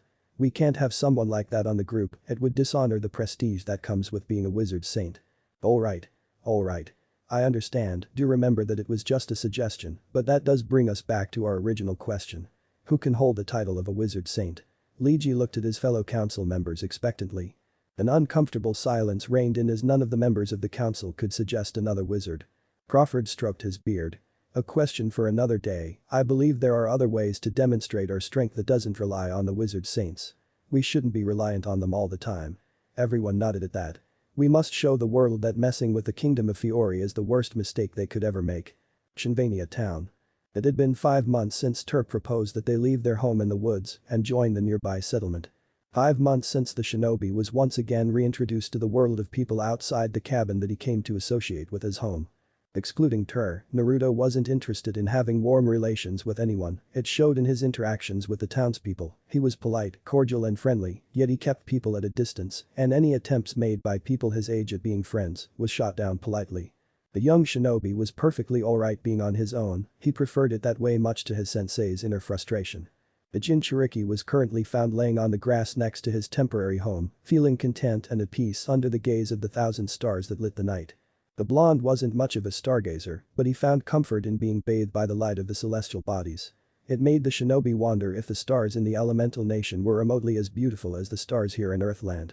Hard to believe that I've been in this world for a whole year now. The young shinobi couldn't help but let his thoughts drift back to his old world. Did the tension between the nations worsen? Was the village of Konoha still standing? Were Jiraiya and Tsunade and everyone else he still cared for alive and safe? The more he thought about his old world, the more he felt unease as question after question assaulted him. Questions that he did not have an answer for. Though the good memories he possessed of his old world were largely overshadowed by the negative ones, it didn't change the fact that he still to some degree cared for his former home despite all the pain he went through. The last thing he wanted was for the elemental nation to be torn by conflict and misery more than it already had been. The lack of knowledge regarding the state of his precious people and his old world was frustrating him. Naruto breathed deeply. If I want answers, I must become strong. The sound of soft footsteps graced the blonde's ears, Naruto didn't have to turn around to know it was his master who decided to join him. Tur sat down on the ground next to the blonde, eyes tilted upwards as he admired the view of the star-filled sky glowing brightly and shining its radiance on everything caught underneath its heavenly glare. A full minute of comfortable silence passed before Tur decided to break the quiet. It's really beautiful, don't you think so, Naruto? Yes, it is, sensei. Tur frowned softly. What's wrong, my precious apprentice? Something is clearly bothering you. Naruto sat up and tossed a glance at his sensei, mind filled with uncertainty as he considered whether he should divulge the truth about his origins or not. He trusted his teacher wholeheartedly, but the blonde couldn't help but worry about the way his master would take the news. The jinchuriki remembered with great clarity of how he'd been treated his whole life by the villagers and shinobis of Konoha. Of how he'd been kicked out of the orphanage and forced to live on the streets till the third Hokage intervened. Of how his education was sabotaged by all of the staff at the academy excluding Iruka. The sheer loathing and hatred that. Naruto remembered it all very well. Yes, Tur had been exceptionally kind and compassionate with him since they first met a year ago, but his sensei didn't know that he possessed a demon inside him. Past experiences made him wary of divulging such information. Information that he himself never shared with anyone except with his fellow jinchurikis. Would Tur reject him if he told him the truth about his origins? That was a question that Naruto wasn't eager to find out as he wrestled between telling the truth or not to the man who took him in, fed him properly and bought him clothes, when hardly any of the people in his life ever would do such a thing. For all that he's done for me, I owe Tur the truth. Naruto gulped anxiously.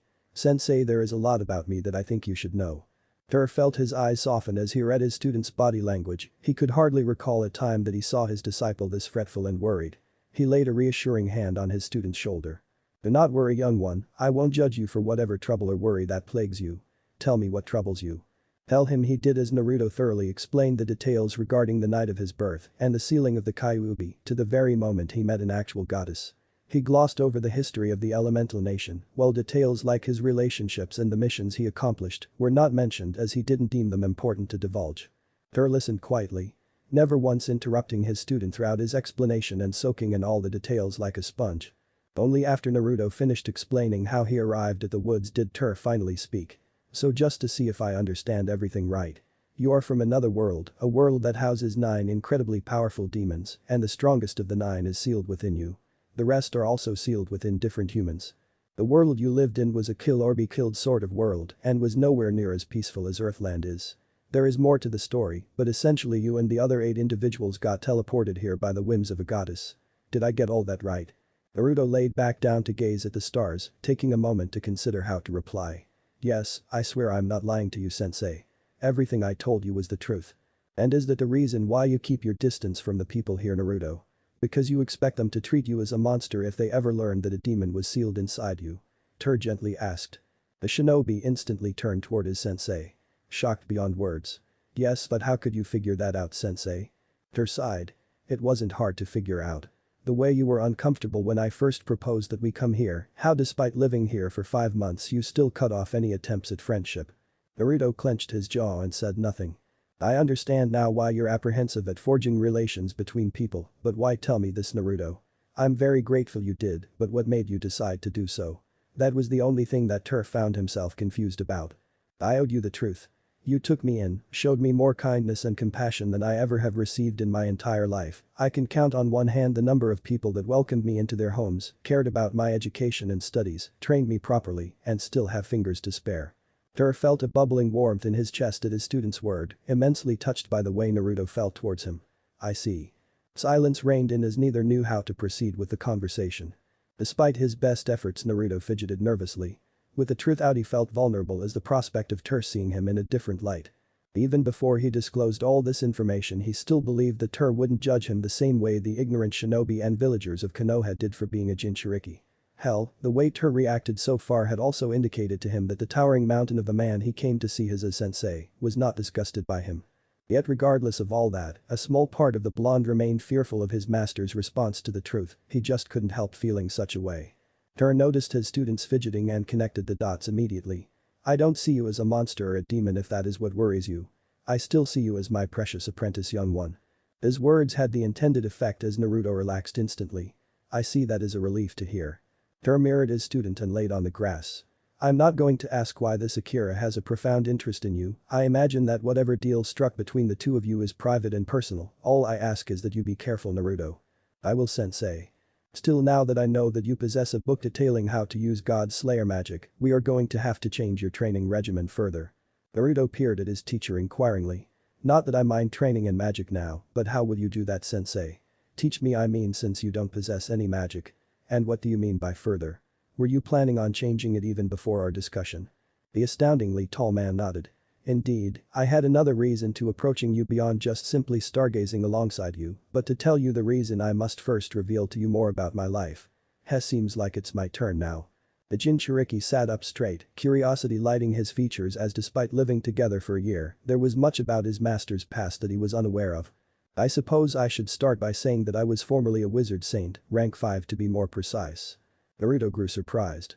But that's a rank directly below the 4 gods of Ishkur. I always knew that you were extremely strong, sensei, but you're telling me that the only ones capable of defeating you are those 4. Tur chuckled. Yes and no, young one. It was recognized by the Magic Council that I was the 5th strongest man in all the continent, despite not actually being a wizard, but I believe that even without the council's recognition that they are mages who surpass me. Well, that and the fact that I believe me and Makarov were tied despite my higher ranking. That's really impressive, sensei. Thank you, but there is a reason as to why I'm revealing this. You see, young one, for us wizard saints there are a few but extremely dangerous missions detailed just for us. Some of these jobs would take us far away into the other lands where we can spend months, even years until completion. One mission in particular, after I completed it, I walked away with this. Naruto watched with undivided attention as Tur snapped his fingers. The following few seconds Naruto heard the sound of whooshing in the air before a flying weapon made its way to his teacher's palm, much to his shock. This weapon is called Jilo's Terror. Tur whirled and showcased said weapon to his student. The shinobi got a good look at it.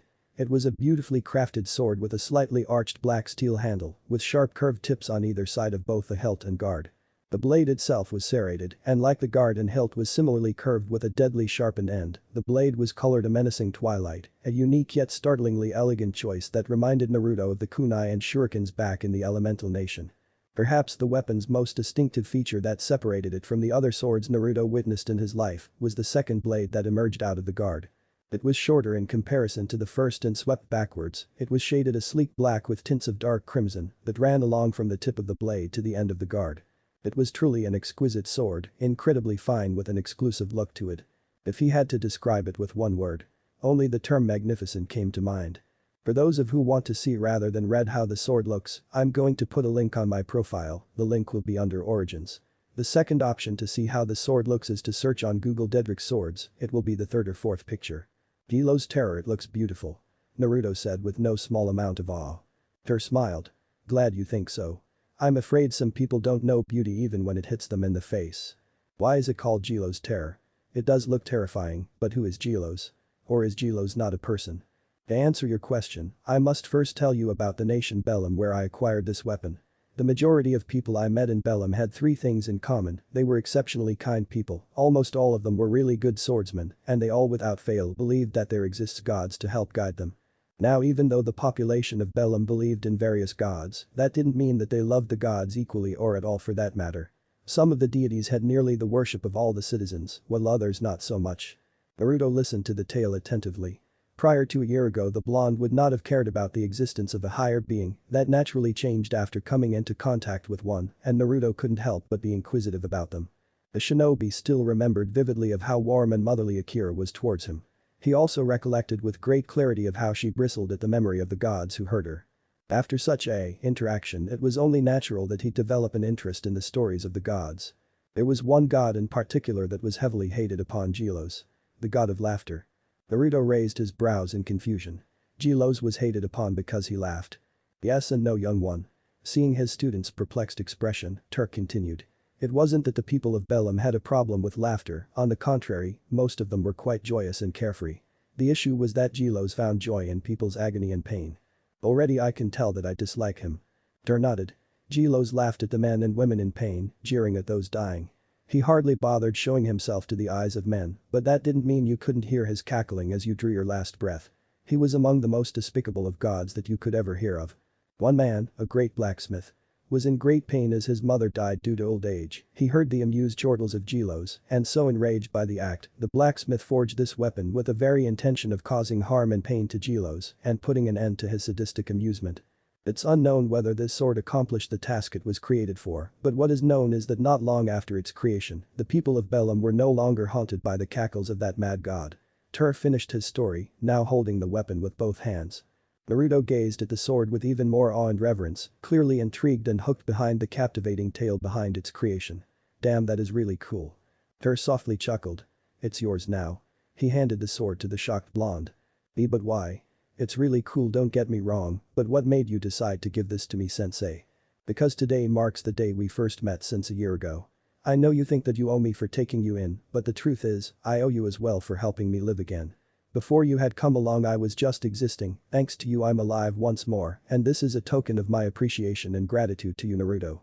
The shinobi stared at his teacher silently before doing something that both he himself and his teacher were unaccustomed to. He hugged his teacher in gratitude.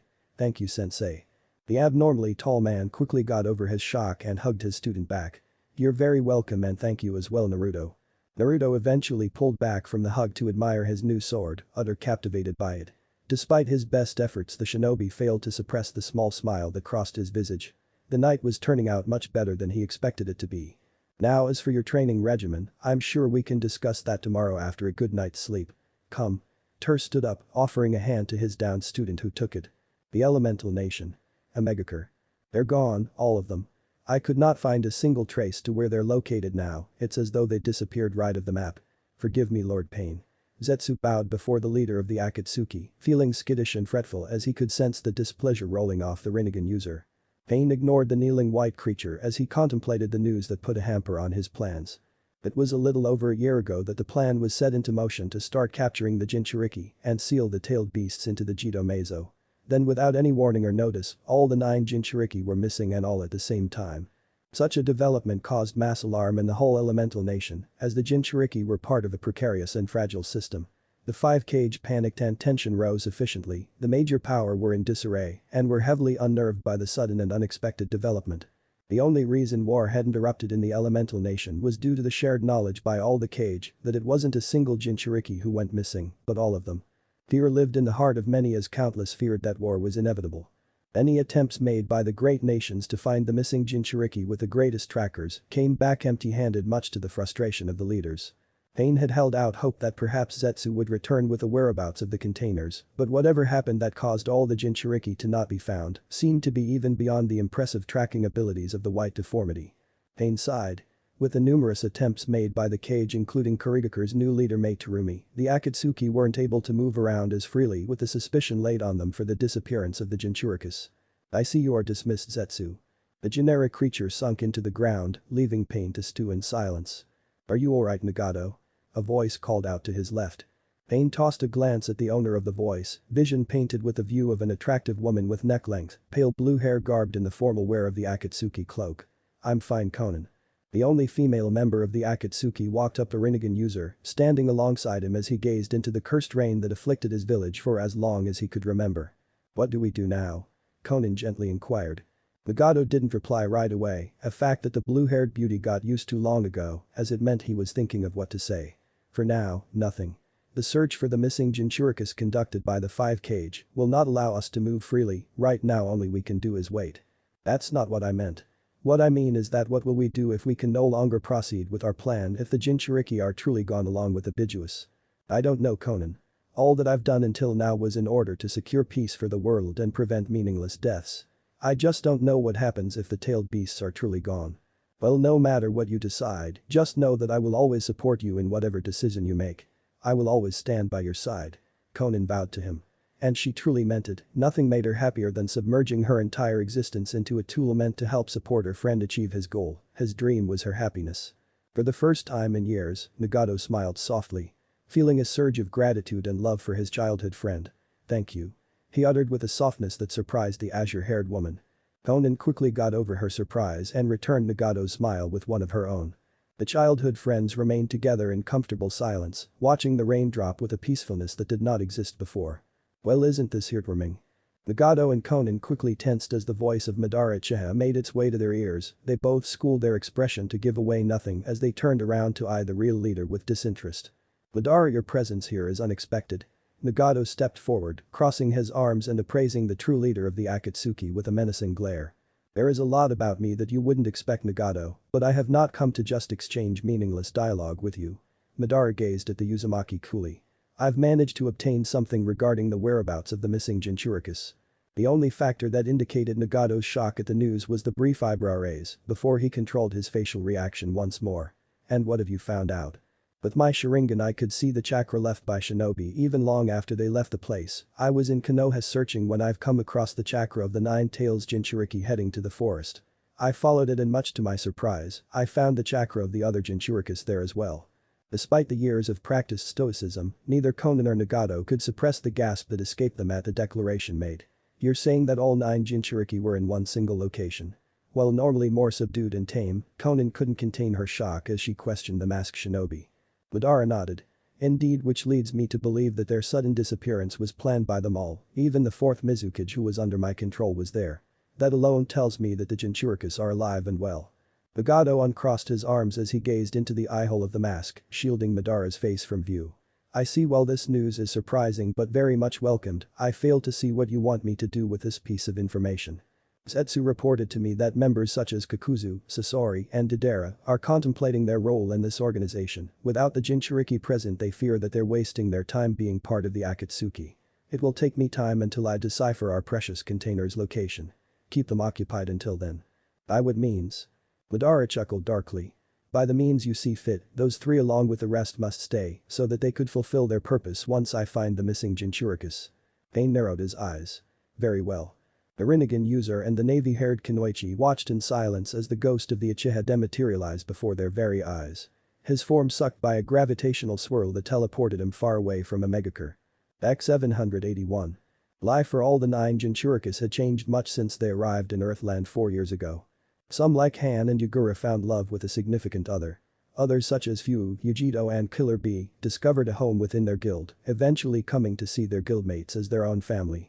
R, instead of joining a guild, founded one instead right in the heart of Harjen town, forever swearing to protect the city and its people that wholeheartedly loved and welcomed him and his siblings as one of their own, becoming the youngest guild master in the history of Fiori.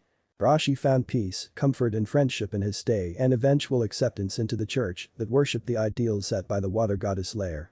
But while Rashi chose to live a life reminiscent of a monk, Yukada was the complete opposite with the way he continuously slept with Kyoka and with how he treated the demons around him. Life had indeed changed drastically for all of them, but it could be argued that the one who was exposed to most of that change within the past 48 months was Naruto. Now standing at a respectable height of 5 foot and 11 inches at the age of 16 and blessed with a toned and muscular physique, courtesy of the fruits of his labor. The young shinobi looked even more different in comparison to 3 years ago since he acquired his new weapon. But while his appearance did change dramatically, the biggest change revolved around his fighting abilities. Simply put, through immense hard work, dedication, and discipline, not mentioning through the abuse of his shadow clones, Naruto evolved from the mid-B ranked mage that he was 3 years to a capable OS ranked mage. An extremely impressive transition that wouldn't have been possible had the shinobi not discovered that he gained the memory experienced by his shadow clones. He was quite shocked that day when he learned that revelation. The shock didn't last long as he decided to put his discovery to good use. Saying that the use of Shadow Clone in his training helped was putting it lightly. The progress he made in the first month of using the forbidden ninjutsu compared the previous month was massive. It was almost hysterical looking at how much he improved with the use of Shadow Clones than without.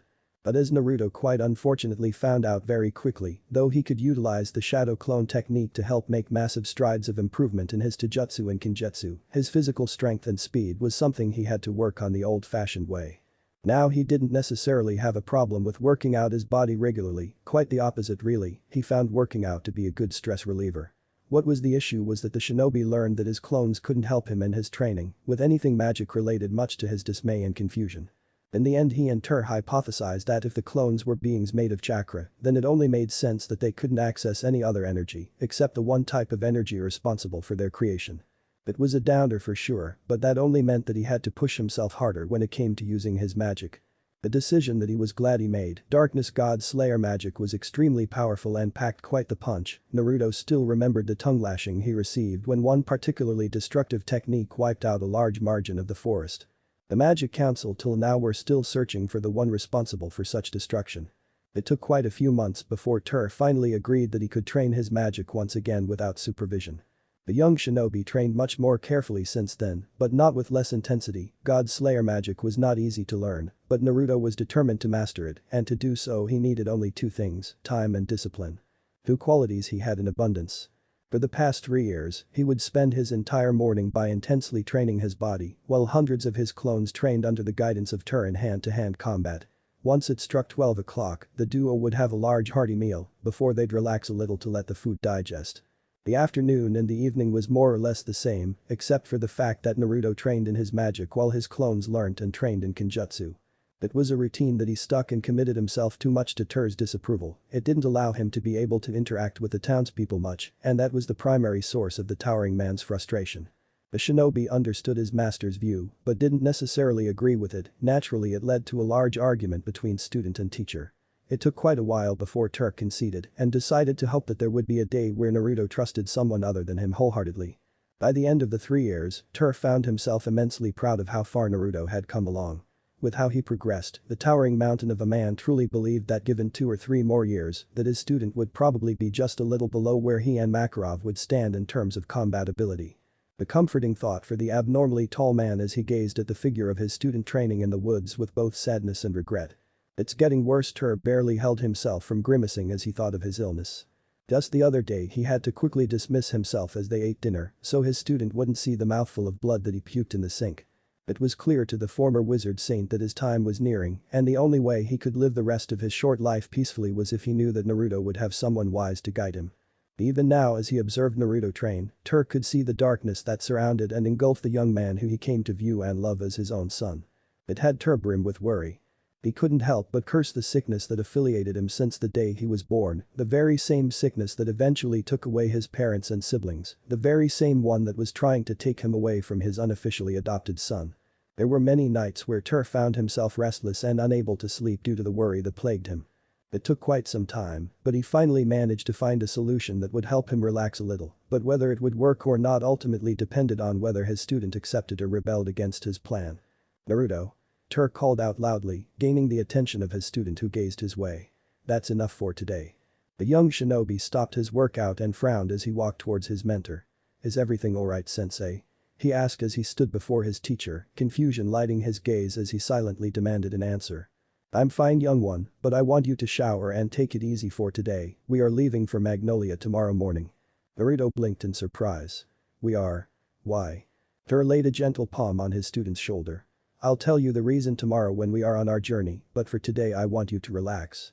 The shinobi nodded and headed back towards his home right away, choosing to simply trust his teacher's plans.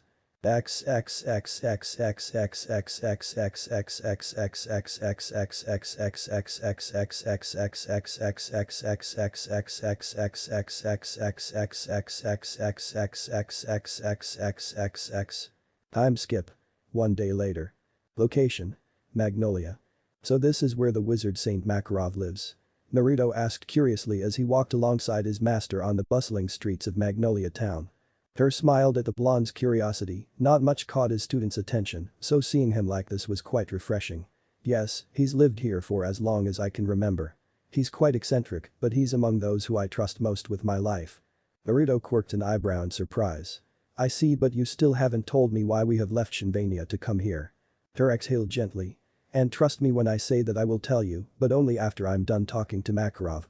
He gave his student a stern gaze, demanding him to comply with his stipulation. The shinobi rolled his eyes. "Very well, sensei, but let it be said that I'm not annoyed at all," he replied, sarcasm dripping from his tone. The tall man barely suppressed his chuckle. "Noted." A few minutes passed before the master and student duo finally stood before the doors of the Fairy Tail Guild. Naruto felt his eyes drift to Tur, confusion lighting his gaze as he could hear what sounded like shouting and a mass brawl. He opened the door tentatively and ducked as a body flew over his head and out into the streets. Now standing up once more, Naruto looked up and was granted a full view of pandemonium as mages attacked one another, be it the weird pink-haired fire mage uppercutting a naked ice-wielding mage, or a busty brown-haired woman slamming a large barrel right into the skull of a giant and unnaturally muscular man. Wherever he looked it just seemed like all the wizards inside had a bone to pick with one another. A chuckle snapped him out of his surprise. Naruto tossed a glance as his amused sensei, watching as his chest rumbled with mirth. "It took me by surprise too when I first saw this. It's good to see that despite the many new faces that Fairy Tail hasn't changed." Tur walked past his student, elegantly dodging and weaving through the hurled attacks and bodies of the tossed mages as he headed to his destination at the bar. The shinobi shook his head, expecting a better first impression from Fairy Tail after all the stories he heard. Deciding to not waste any more time, he headed inside and pointedly ignored the fact that he was walking over the chests of a few mages knocked out cold on the floor. Naruto suddenly stumbled back a step as out of nowhere a body collided into his chest. His eyes darted to the one who slammed into him, dark oceanic blue meeting and locking onto confused chocolate brown orbs. Urza was livid, having just returned recently from a thoroughly exhausting day, one which involved having to meet certain distasteful council members, fight a large pack of powerful Vulcan after she had completed her mission, and be found and chased after by that irritating Manichea. One couldn't blame her too much for not being in a stellar mood. She discovered immediately once arriving at the guild that she desperately needed to eat a slice of strawberry cake or else she would go mad after the day she had. So it was with great joy that when her eyes feasted on the sight of a beautiful slice of cake that she plopped down on her seat and felt her exhaustion fade away as she picked up her utensils and got ready to indulge in her desire. If only life was that merciful. The heartbreak that followed when Murahin decided to torment her rival and throw away the plate serving Urza's favorite delicacy into the face of some unfortunate mage was the last straw. With great rage the Titania stood up and struck the oldest of the Strauss siblings with a powerful cross that sent her flying right into Mikao and Wakaba, starting the very first bar fight of the day, much to Makarov's chagrin. The annoyance quickly transitioned in despair as Makarov observed with great fear as the most destructive members got into it. Watching Fu launch and smash Natsu and Gray into the nearby wall was what did it, and with a sorrowful cry, Makarov ran upstairs to his office, tears present in his eyes, as he was unable to stomach the sight of the guild hall being destroyed any longer. But naturally it wasn't only Makarov who was displeased by the recent events. Murahin was not willing to let that punch slide and sent an attack of her own towards an unsuspecting Urza who was fighting other members of her guild. She was sent flying to the other side of the guild. That's how one Urza Scarlet found herself gazing into the startlingly beautiful navy blue eyes of the most handsome man she ever had the pleasure of coming across. Eyes so dark and blue that she felt herself drowning in them. Urzaya. The thunderous bellowing reached her ears and Urza's eyes quickly towards her source of that scream, lips set into a grimace as she instantly noticed the flying kick from above that was too close and one that would unfortunately plant itself right on her face. Or so she and Murahin thought. Acting quickly, Naruto grabbed a hold of the foot half a meter away from the red-headed woman's face, surprising both women with his fast reflexes and with how he didn't buckle under the power behind that kick. Naruto didn't stop there as with a quick turn, threw the scantily clad and aggressive woman right into the wall behind him, much to Urza's shock. The shinobi returned his attention to the one who bumped into him, drinking in the features of what was most assuredly one of the hottest women he'd ever seen in his life. From what he could determine by looking at her, she seemed to be his age, which only meant that she would further grow into beauty as she aged. "You need to be more aware of your surroundings," he said politely. Urza blushed. "Why yeah, thank you for the save."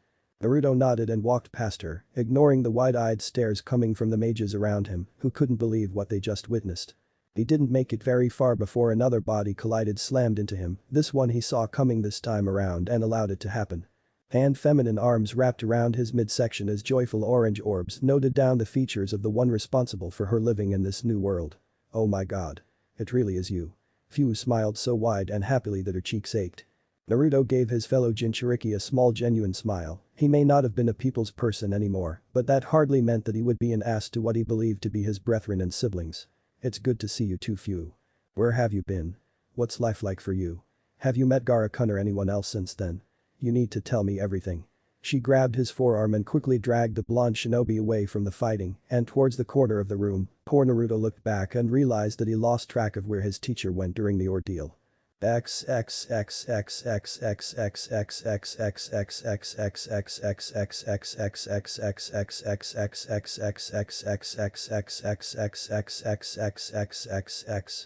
looked around nostalgically at the place, discovering that despite the many years since he last stepped foot in this place that it hardly changed.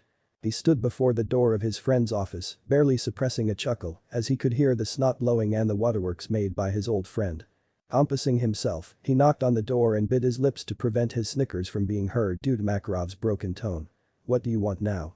Have you all not tormented me enough?" Tur smiled. "I have to say, old friend, you really do know how to give a warm and kind welcome." The towering man didn't have to wait long before he heard the sound of pitter-patter of feet hitting the floor. Within seconds the door to Makarov's office was opened and there stood before him the current rank 5 wizard saint. Through the use of his Titan magic, Makarov grew a couple of feet till he stood eye to eye with the former wizard saint. He tossed a smile at his old friend and embraced him. Tur laughed gently before he returned the embrace. The two men said nothing for a few seconds before Makarov pulled back and smiled at the heavily bearded man. Do forgive me for that, Tur, I'm afraid you know how it is here with these lovable nuisances. Tur's eyes twinkled as he wrapped an arm around his friend's shoulder. Nothing to apologize for, if anything I found the exchange to be quite humorous. Makarov grinned, so what brings you here, old friend? Not that I mind having you here, of course. I appreciate the kind words, Makarov, as for why I am here, I'm hoping we can talk about this in a more private setting. The normally short wizard saint nodded understandingly. Of course, let's talk inside my office, I can activate the sound silencing magic inside. Returning back to his actual height, the short and tall duo entered the office. Tur closed the door while Makarov walked around his desk and jumped into his custom-made seat. The giant of a man pulled the nearest chair and sat before the master of fairy tale. So before we converse and catch up and generally have a pleasurable time, let's first get down to business. Makarov crossed his hands together and gazed at the other occupant of the room. Tur smiled. One of the many traits I admire about you. It's always about getting the business done so we can relax and enjoy ourselves afterwards. To put it simply, I want you to care and look after my apprentice. Makarov blinked in surprise. You took on an apprentice. That is quite surprising to hear. I hadn't planned for it that day, it was a spur-of-the-moment decision, but one that I do not regret at all. The third master of fairy tale smiled softly at his friend. I would definitely like to hear the story of how you met the boy, but right now I would like to know why you want me to look after him. I do not mind caring for him, but I am confused as to why you wish to leave him in my care. Tur grimaced. You remember my sickness, right?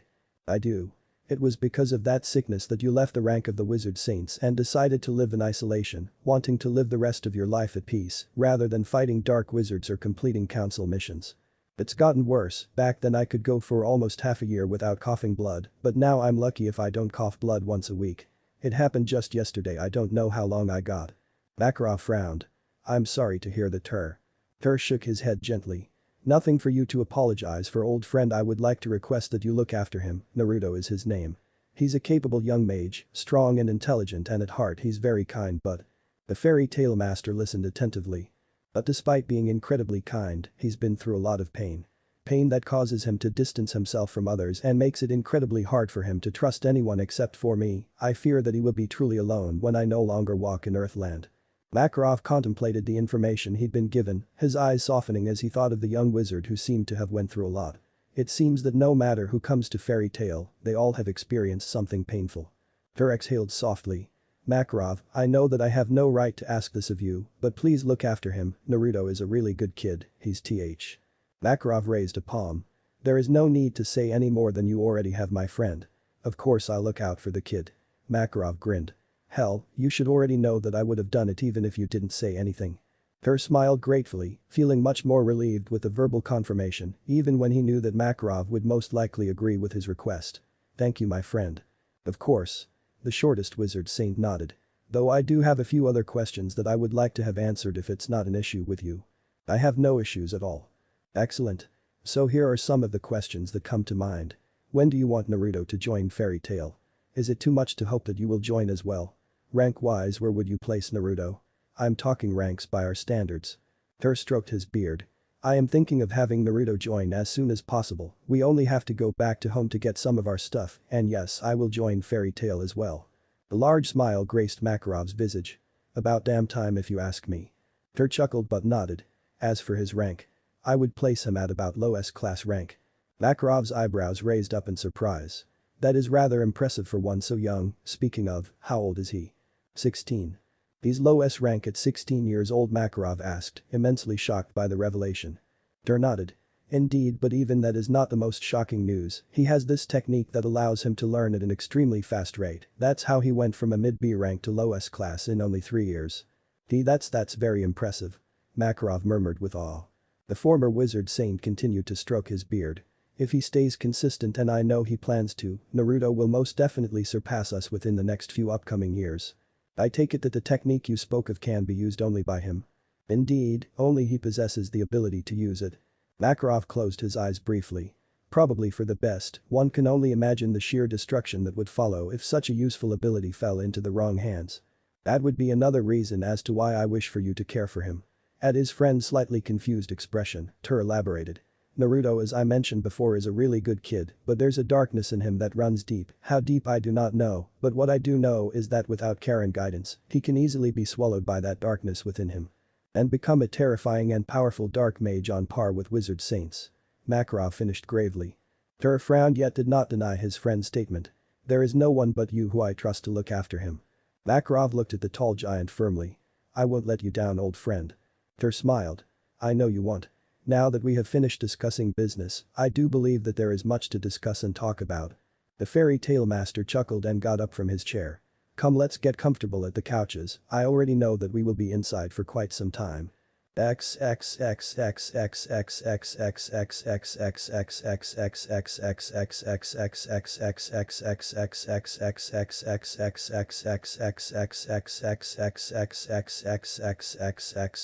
Arakun? Naruto questioned curiously as they sat at the table in the furthest corner in the guild, offering them some sort of privacy from the inquisitive eyes of the mages around them. Not that he expected them to try considering the mass brawl going on. Fu blushed crimson. I mean, look, that's not important, it's not like I have a CC crush on him or something. She stuttered, inwardly cringing at how bad her lie was. The blonde shinobi rolled his eyes. I won't tell him that you like him even though it's clear you do if it helps you relax. Fu squeaked. So how have you been, Fu? It's been a long time since we first met. The fairy tale wizard smiled broadly. I know.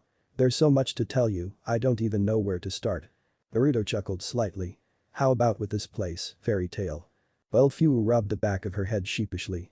Despite the bar fight going on right now, you have to believe me when I say that fairy tale is like one giant family. We fight and argue all the time, don't get me wrong, but we also laugh and smile together more often than not. Let me tell you what it's like here.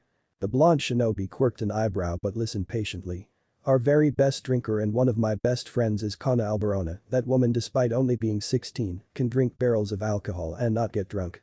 That doesn't sound very healthy. Naruto said sarcastically. Fu rolled her eyes. What's not healthy is watching one of my friends strip regularly. Grey Fullbuster is the name. The silly guy developed a bad habit of stripping without even realizing it, and let me say that I've seen enough of his balls for a lifetime. The shinobi looked at her incredulously, not believing for a moment that there existed someone that shameless. I wish I was lying, but I'm not, sadly. She shook her head, sighing tiredly. Moving on, we have Natsu Dragneel, Grey's rival and one of the main contributors to Fairy Tail's reputation for destroying public property. Now would be a good time to mention that he was raised by a dragon. Naruto crossed his arms. I'm guessing that the next few characters I'll be hearing about are even more eccentric than the ones already mentioned. Fu grinned. You guessed right, there's the Strauss siblings who each have their own unique personality. Lisana, who's the youngest, acts the most mature of them all. Elfman is all about being a man, and then you have Marahin. Fu scowled. That woman is absolutely demonic for no reason at all. Speaking of that dreadfully annoying woman. She grasped his shoulders excitedly. The job tossing her the way you did.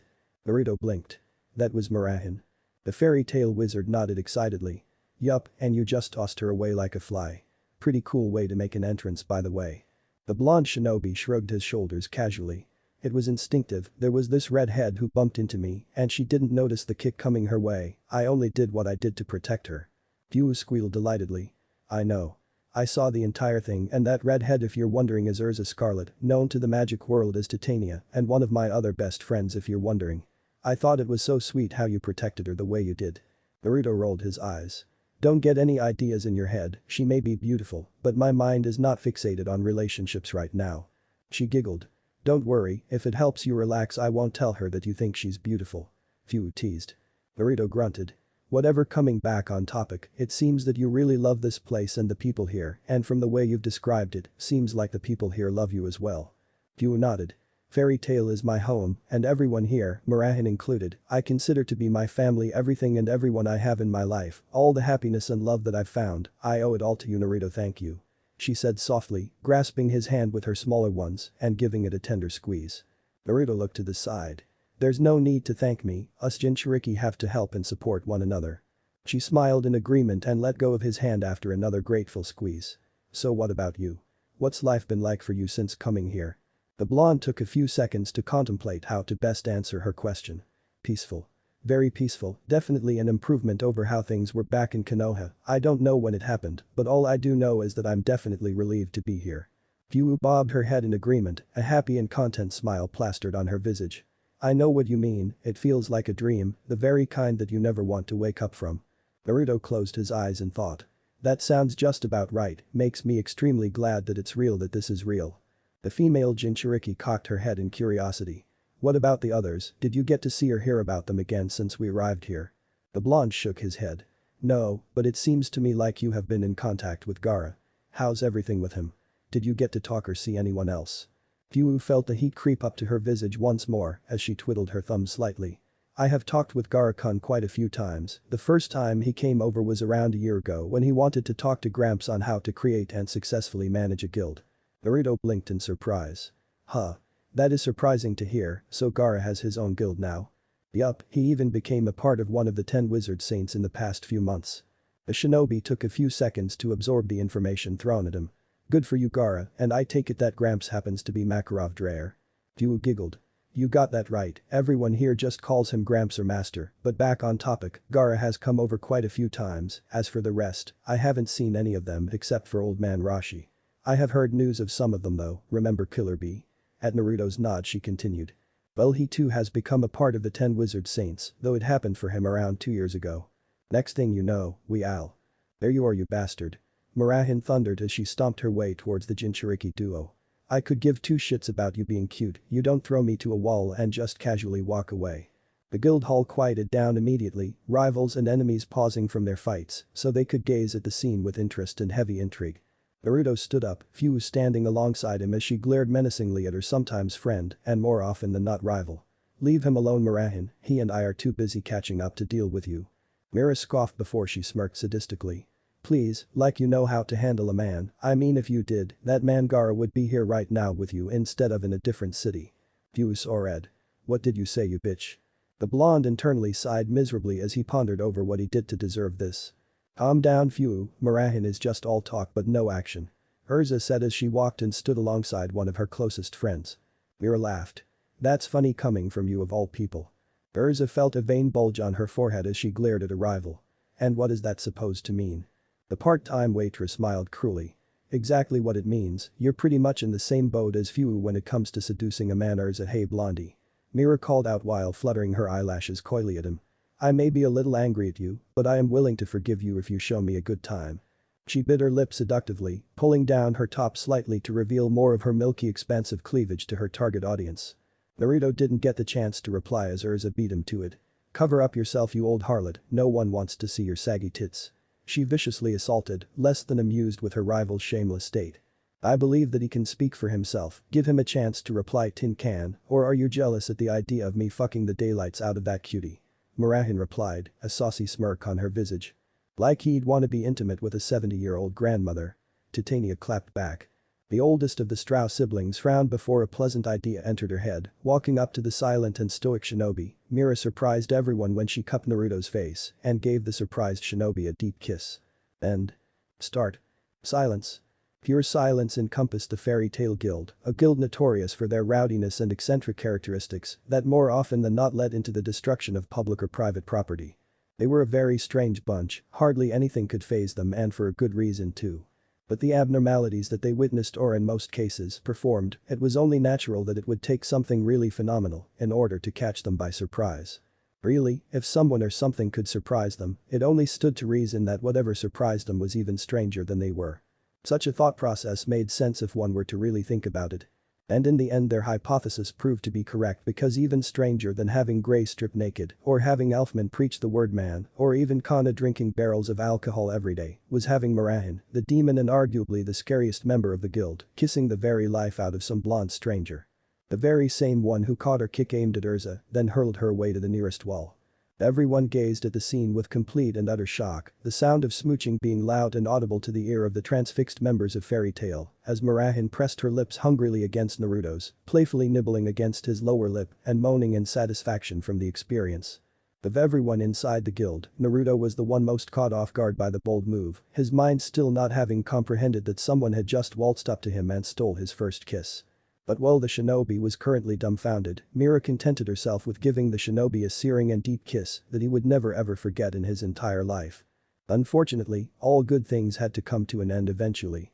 Having had her fill, Mira sucked on his lips and pulled back, smiling coyly as her eyes caught sight of quite a few men awkwardly shuffling the tents in their pants from the sound of that pop ringing in the air.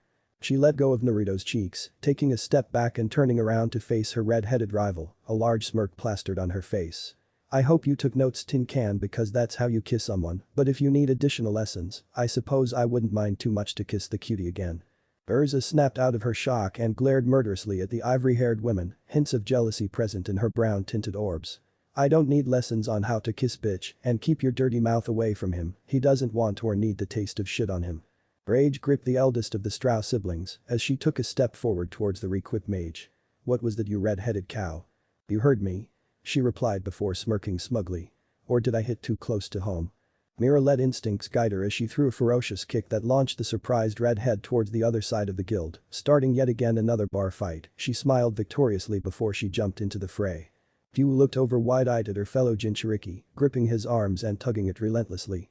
You just kissed Marahin. That snapped him out of his shock. Naruto narrowed his eyes and scoffed. No, I didn't, she kissed me, there's a difference. And let me guess, you didn't enjoy her kissing you?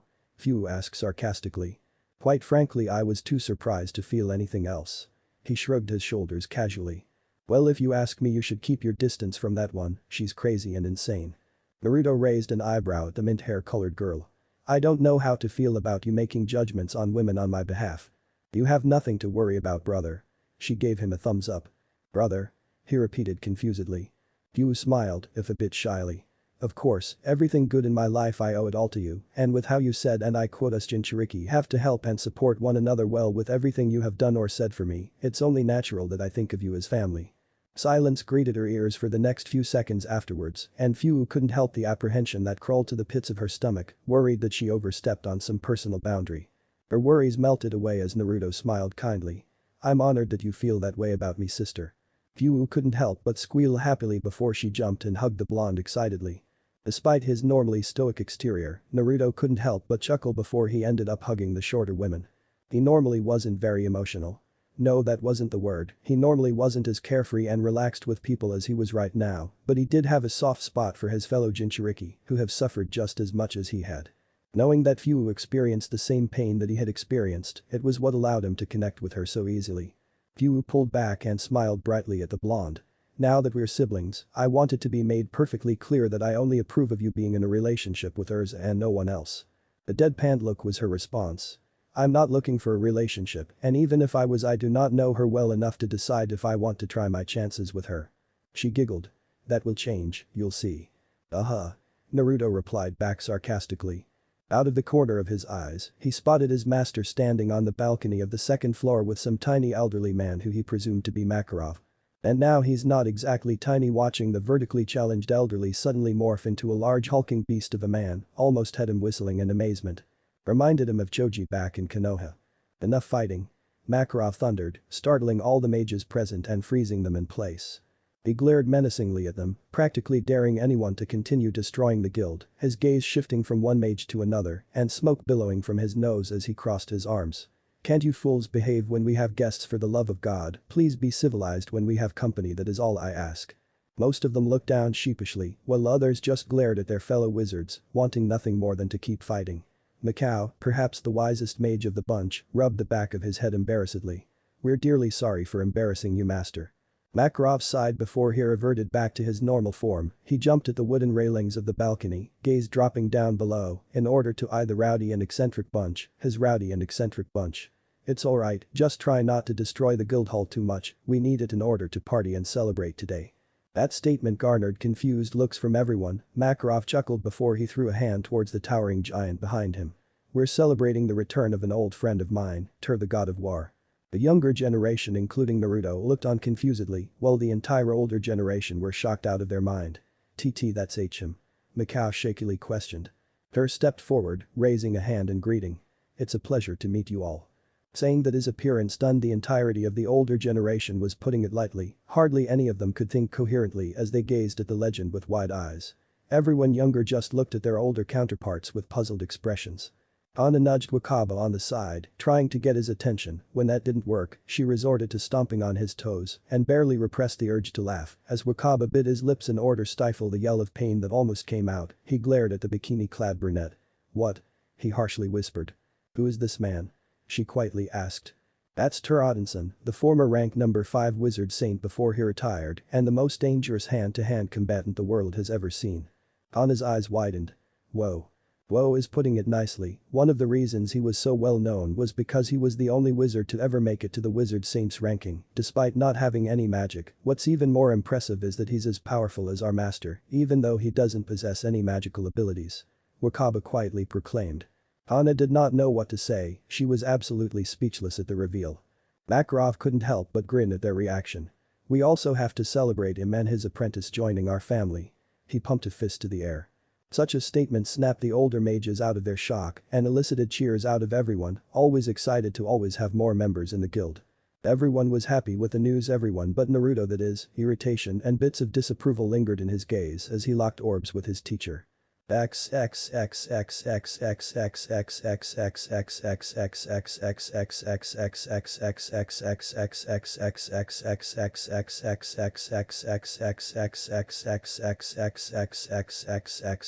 Makarov's office.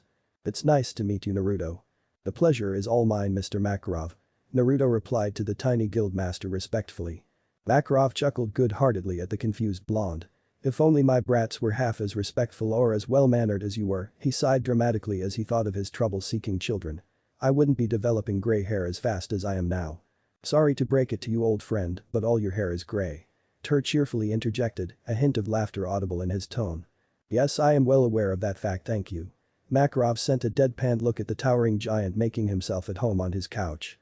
Is it wrong for me to fantasize for one moment that I'm still in my 40s? He questioned annoyedly. Of course not, feel free to believe whatever you like, I won't judge. Tur stated, an amused grin plastered on his normally stoic visage.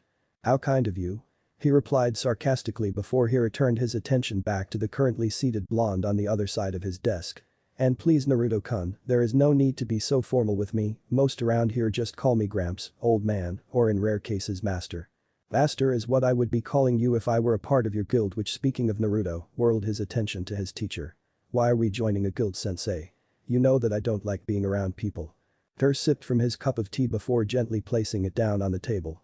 Naruto, I'm not going to sugarcoat or mince things. He said before sighing, heart clenching painfully at the news he was about to deliver to his pseudo-son. I'm dying. What? Naruto immediately questioned, standing up and eyes narrowing on the seated giant. Sorry for saying this, sensei, but your sense of humor sucks. Though his words conveyed him not taking his teacher's words seriously, the tension that was now present in the blonde's posture foretold an entirely different story. Makarov closed his eyes in sadness, feeling grief for both his friend's situation and for the young man who clearly cared much for him. The former wizard saint stood up, eyes softening as he walked over to his precious student, laying a gentle hand on the younger man's shoulder. Unfortunately, fate is not that merciful with me. Naruto inhaled and exhaled slowly, dread and a sense of panic beginning to grow at the pits of his stomach. I want to know everything. He demanded. Tur nodded. There isn't much to say really, I was born with a disease, the very same one that afflicted my father and his father before him, it's hereditary in my lineage, and it was something I just had to learn how to live with. It's known as infatitus. There isn't much that is known about this disease of mine, it's incredibly, almost astonishingly rare to have, so rare that there is hardly much research that has been done on it. All that is known about infatitus is that the symptoms include coughing, blood, nausea, extreme fatigue, loss of magical abilities at a young age, and declining health among other varying symptoms. He added. Naruto clenched his fist frustratedly, his mood worsening by the second as he listened attentively to his sensei and father figure. I was young when my father sat me at his knee and told me this, fast forward to a couple of years later, and he clenched his eyes shut, finding himself unable to finish his sentence. He opened his eyes and gazed sadly at his student. There is no cure for this disease, I learnt that the hard way, it's honestly a miracle that I survived this long, living to 72 years of age when infatitus usually kills its victims between the age of mid-30s to early 50s. Naruto blinked. You're 72. But you look like you're 45 or something. The people of Joya are blessed with longevity, we can live up to 150 years of age, rather than the standard 100, it's also because of my longevity that I look like I'm in my 40s rather than 70s. He supplied evenly. I see, Naruto quietly replied. Tur comfortingly squeezed his student's shoulder before he dropped his hand. My time is nearing, Naruto, when will my heart give out on me I do not know, but I can be at peace if I know that you're gonna be with Fairy Tail under Makarov's care. The shinobi gritted his teeth angrily. Well, I won't be at peace. What we need to do is search for really competent doctors so they see, damn it boy. Do you not understand that I can quite literally die the next day? Tur interrupted him furiously. Makarov watched on despondently, wanting nothing more than for his friend to be wrong, but knowing deep down that he was right in his beliefs. And do you not understand that I want to help you find a doctor who can create a cure for you rather than to be making friends? Naruto replied back just as furiously. Tur sighed. I barely have any time left, what time I do have should be devoted on making sure you're living a happy life, that is what I want. And what I want is for you to focus on finding someone who can create a cure. Sola, listen. Tur roared, silencing his normally impassive and calm student. I wish things were different. Trust me, I do. But there is no changing the fact that I will die. Despite the anger he felt towards his rebellious student, Tur easily reined it in knowing that his student only wanted him alive and in good health. He couldn't fault him for that. Naruto, he called out softly, said Shinobi crossed his arms and looked away. Like any other person, I too have regrets. Naruto said nothing, only turning his head to meet Tur's melancholic gaze. Among them, my biggest regret was choosing to live a life of isolation for 20 years and before that, throwing myself to finish one council mission after another for also 20 years and depriving myself from truly living. I remember the pain I felt when I lost my father and with me possessing the same sickness he did, I chose to alienate myself from the world. It was something I had done ever since he died. The only reason I even have Makarov as a friend, Tur said while gesturing towards the current wizard saint, was because he stubbornly tried to be my friend for 2 whole years despite my blatant refusal back then. Eventually I had decided that there could be no harm from having only one friend and it was one of the best decisions I had ever made. Makarov smiled nostalgically. We had quite a lot of good times afterwards. Tur chuckled and sent his friend a warm smile. That we did. The former wizard saint then turned towards his apprentice. I lost out on the chance to experience and learn so much about truly living life because I was constantly afraid and the thing is, I would have continued living my life like that had you not arrived on my doorsteps that day. He added, smiling kindly towards his silent student. You coming into my life was the best thing that ever happened to me and I do not lie or exaggerate when I say that I see you as my son, I live once more because of you, Naruto. Tur genuinely stated, meaning every word of what he said. No matter how much he tried to remain angry at his teacher, Naruto couldn't help the warm feeling that crept up to his chest at his father figure's words. He sighed in mock annoyance. You're really annoying, Dad. Makarov managed to suppress his snickers, not wanting to ruin the moment between the two. Tur, on the other hand, had no reservations and laughed warmly. Well, I would be doing something wrong if my teenage son is constantly happy with me. The shinobi rolled his eyes. It took but a couple of moments before Tur managed to rein himself in, mirth fading away from his eyes as he gazed at his apprentice. But coming back to the matter at hand, I'm telling you all this because I want you to not make the same mistakes I did and withdraw from others. From what you have told me, you have a good reason for why you wish to stay away from others, and I have no doubt that there is more to your past than what you have told me, but Naruto, you can't let the past hold you back from realizing the full potential of life. Memories of how a person he once regarded as his best friend, of how Sasuke tossed away the bond they shared, then proceeded to stab his hand into the blonde's chest, flashed into Naruto's mind. That was one scar that was never going to fade away. It's not easy, sensei. Tur laid a comforting hand on the shinobi's shoulder. I know it isn't, and I won't lie to you when I say that there will be many people who will try to take advantage of you when you choose to open your heart to them, but there are also people, good people who would do everything in their power to protect you. Those are people who one would call comrades, friends, family. Naruto pursed his lips, still unsure. He gazed at his sensei's eyes and sighed once he noticed his hopeful gaze. Alright, if you're really insistent, then I suppose I can join and try make a few friends around here. Tur smiled. But we still have to find you a capable doctor. The former wizard saint nodded. Very well, we shall head out tomorrow. Actually, Makarov interjected while gaining their attention. My friend Perusuka is a very capable doctor with decades of experience, she might be able to do something. Tur nodded. Is that the woman you were telling me about 2 decades ago? The one who was in your guild and is blessed with extraordinary medical talent? The very same one. Naruto blinked before his eyes narrowed dangerously at his teacher. It's obvious that you haven't went to her back then, why? Tur shrugged his shoulders. After around 100 visits to hospitals and professional doctors all around Fiori and even outside of it, one tends to lose faith in doctors. That's of course not mentioning that I stopped caring about whether I would live or die. Then it's a good thing that you started to care now. We'll have you visit Perusuka tomorrow, and with any luck, she'll be able to make you a cure. Makarov said. Let's hope for the best. In the meantime. Makarov walked over to the pair, pulling out a stamp from somewhere. Let's make you both official members. We'll start with you Tur, where do you want your guild mark and what color? In red and where my heart is please. The towering giant answered. 10 seconds later and Tur found himself admiring the insignia on his left pectoral muscle. And what about you Naruto? Makarov asked the young blonde. We'll go with black and on the side of my right shoulder. Another 10 seconds later and where was once a clear and spotless shoulder now proudly carried the emblem of fairy tale. Naruto inspected it curiously before grunting. Makarov grinned cheerfully. Now I believe that everyone outside wishes to welcome and talk to you both, let's not disappoint them. How exciting. Naruto said sarcastically. His reaction drew a laugh out of the wizard saints, both current and former. Naruto inwardly sighed as the curious eyes of the mages bombarded him.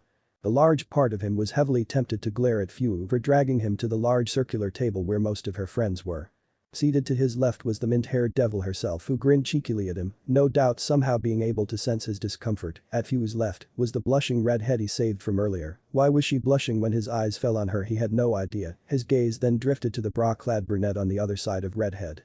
After that was a petite blue-haired girl, her two obviously madly in love sidekicks, some guy who oddly enough started to strip, then came what was undoubtedly the three siblings Fu had told him about, compassing of the abnormally bulky man, the women who boldly stole his first kiss, and the youngest girl of the three who as Fu put it, seemed to be the most mature of the three. You smell funny. Natsu scrunched his nose, looking at the whiskered man weirdly. Naruto barely suppressed the urge to sigh, and how could he forget about the strange pink-haired boy who started sniffing at him? Natsu? That is no way to address someone. Lysandra scolded before turning towards the seated blonde. I'm so sorry about that, my husband can be a bit too direct sometimes. Naruto nodded while internally wondering if she was actually serious about being married. Meh, it was none of his concern. But he does smell very funny, I don Natsu. Urza slammed her fist on the table, sending a frightening glare towards the pink-haired boy. That's enough. Why yes, ma'am. He squeaked. Urza shook her head disapprovingly before she chose to focus on their newest member. Please ignore him, I'll make sure to discipline him on proper manners later. She vowed much to the Dragon Slayer's horror. My name is Urza Scarlet. And I'm Kana Alberona. The brunette introduced herself. From there one by one they introduced themselves before they gazed curiously at the blonde, he grunted. Naruto Uzumaki. Lysandra smiled kindly. Welcome to Fairy Tale Naruto. Thank you. If you don't mind me asking. She leaned forward, head tilting in intrigue. Where did you come from? Your name sounds pretty unique and foreign. Outside of Ish he's just like me. Fu interrupted cheerfully. That had everyone look at the shinobi with odd looks, while Naruto looked disbelievingly at his fellow jinchuriki. You're not from this world as well? Levi asked excitedly, animated stars found in her gaze. No, I'm not. He answered while glaring at the embarrassed-looking Fu. Urza gazed concernedly at her newfound crush. So that would make you just like Fu, a jinchuriki. Naruto tossed his gaze towards the redhead, alternating his attention with her and his fellow shinobi. Seems to me like Fu told you guys everything. In my defense. Fu rubbed the back of her head sheepishly. I couldn't stop feeling guilty from keeping who and what I was a secret after living here with them for 2 years, so I told them about how I was a jinchuriki and how I was not from their world and that there were 8 more like me. Hana snorted. I still find it stupid that people actually judged you for being a jinchuriki was the word.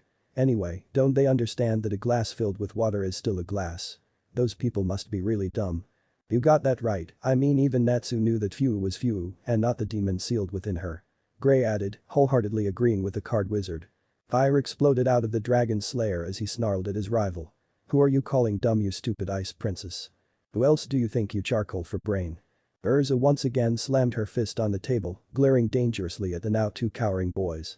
Behave you two. She waited for a few more moments before she turned her head to the blonde.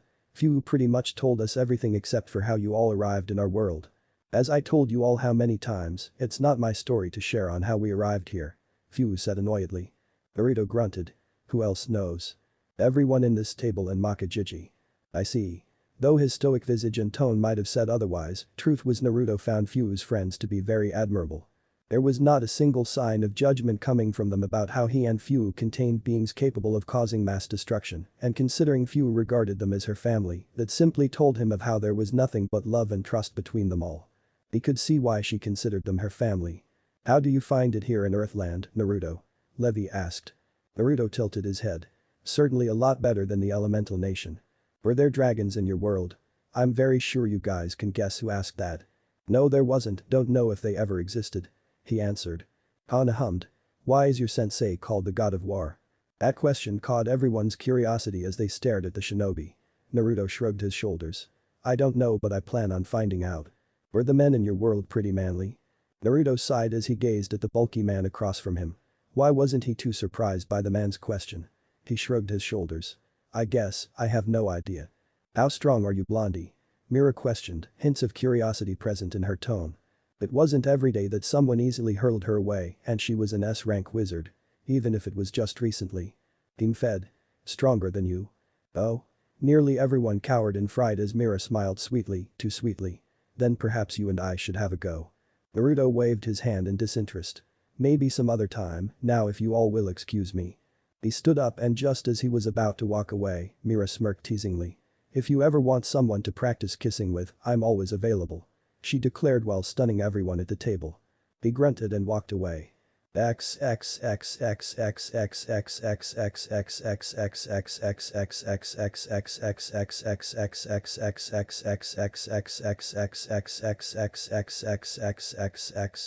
Tartarus. Aetherius. That was the name of the race of demons created from the Book of Zareth. Demons that came in all manners of shapes and forms. One such example would be of how a few of them could be found to rival and even surpass the heights of mountains, while most others were of the average human height. Another example would be of how one demon possessed talons and claws, while another possessed seemingly no flesh or muscle at all, being composed of only bones.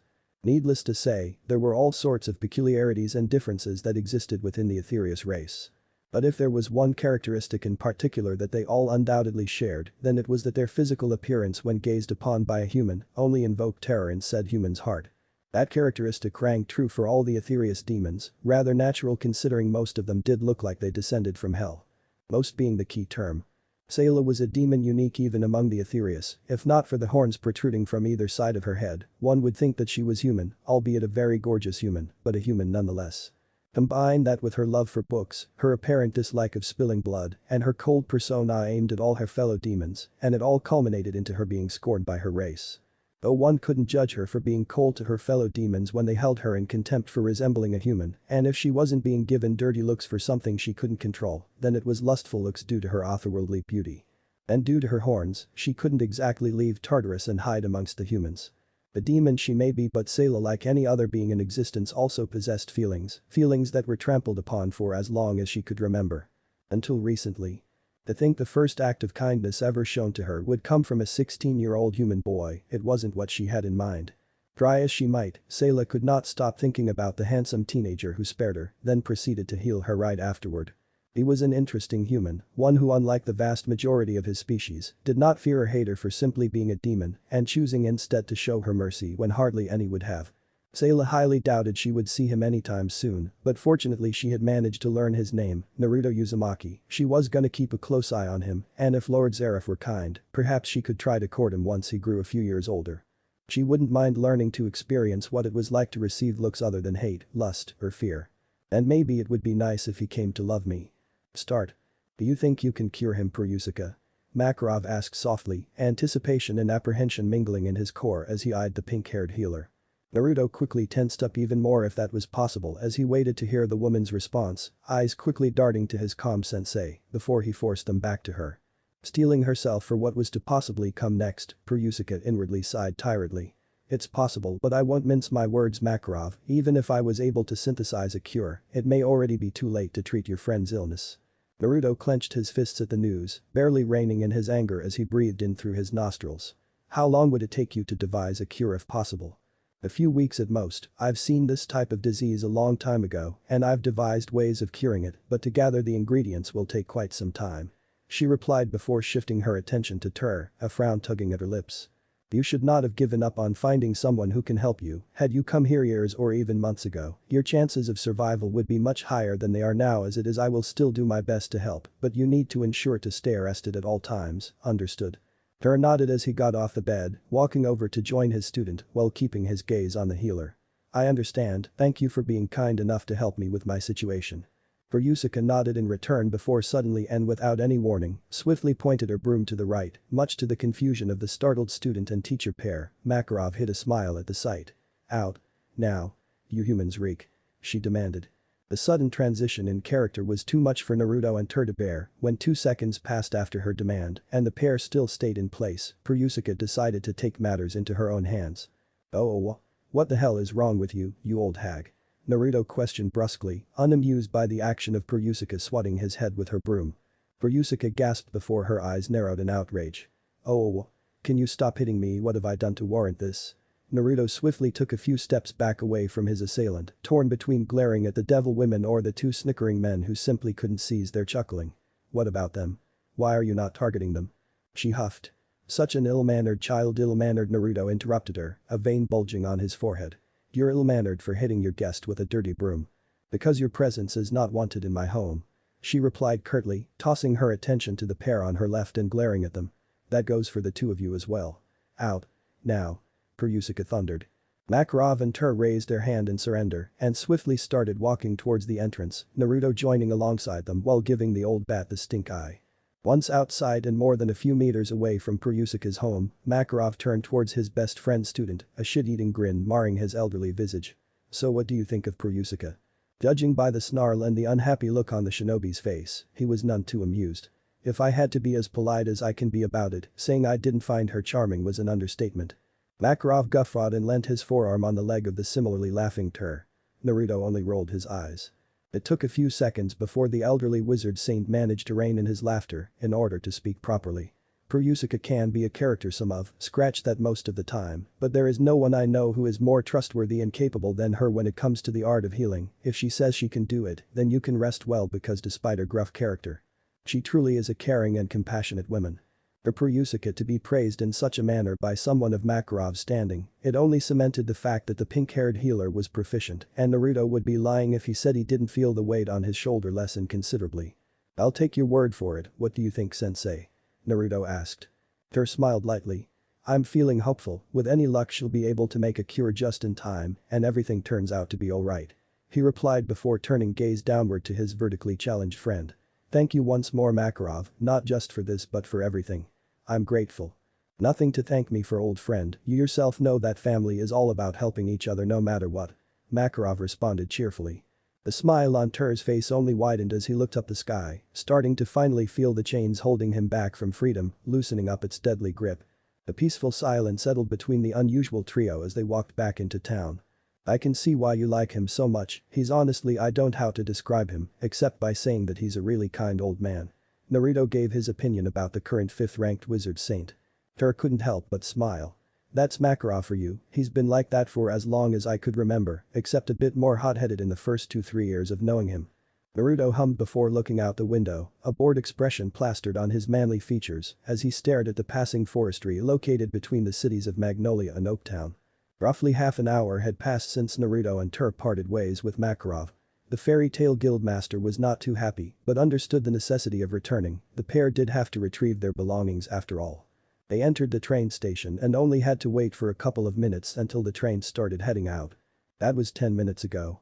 "What do you think about everyone else? I imagine you're very happy about seeing your friend," Tur stated simply. Naruto looked over confusedly at his teacher before recognition overcame him. "Oh, you mean Fu? Yeah, it was nice seeing and talking to her again. I'm a bit annoyed that she just shared our secret with her guildmates, but I suppose the decision isn't just solely mine." "And?" Tur eyed his student sharply. What was the reaction of her friends? "Surprising but in a good way, she certainly could have picked a worse bunch than the friendship nerds to divulge our secrets to," the blonde admitted. Tur chuckled.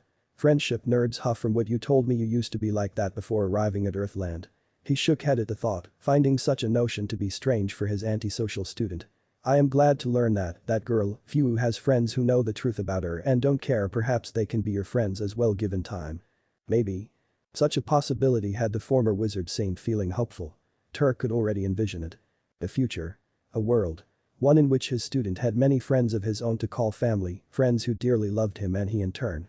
Tur really hoped he could see such a day with his own 2 eyes. "Naruto. Promise me that you won't make the same mistake I did, letting my fear, doubts and apprehensions hold me back from truly living life," Tur stated seriously, all hints of mirth and amusement eviscerating from his gaze as he eyed his student. Naruto frowned confusedly. "Where is this coming from, sensei? Please don't tell me that you're already thinking the worst about your situation." "No, I'm not." Tur alleviated his student's concern. I'm just thinking of a future where you have many friends, my precious student, a future that will not happen if you are to do what I did so long ago." The shinobi sighed. "I'll try." That statement drawled out a pleased smile from the towering giant. "Good." Silence returned to nest comfortably between the pair, Naruto more than content to try appease his boredom by gazing out the window, while Tur simply kept an eye out for the other passengers on board with them. Only there was no one inside this section of the train with them, except for a heavily cloaked figure walking towards. The former wizard saint narrowed his eyes only to widen them in horror as the stranger threw away the encompassing cloak to reveal a large explosive lacrima strapped to his chest. The frighteningly glowing and bright explosive lacrima. Tur quickly grabbed a hold of his student and jumped into the window, shattering the glass and propelling him and the startled shinobi away, just in time for them to not be caught in the following explosion. Boom. Naruto got up and looked towards the direction of the speeding and now on fire train. His puzzlement quickly gave way to cold fury as he narrowed his eyes at the vehicle. "Stay sharp." Tur voiced out, form quickly tensed as he surveyed his surroundings with predatorial observance. The sound of clapping echoed across the clearing as a tall mysterious figure slowly marched towards the student-teacher pair, his form flanked by another profile just as muscularly imposing as the first. "I must say Tur, it's pretty impressive how despite your sickness you still stand tall and proud, looking just as powerful as the day we last battled." The figure was now revealed to be a tall, well-built old man with an extremely unique appearance. The first stranger and evidently the leader wore a helmet with two horns protruding from the side of his head and curving upward, a black eye patch covered his right eye, while the left eye, brown in color, gleamed with amusement. He possessed a thin mustache, but had a long, and Naruto really did mean a long beard, longer than even his teacher by quite a lot of inches. Reaching all the way down to the lower end of his stomach region.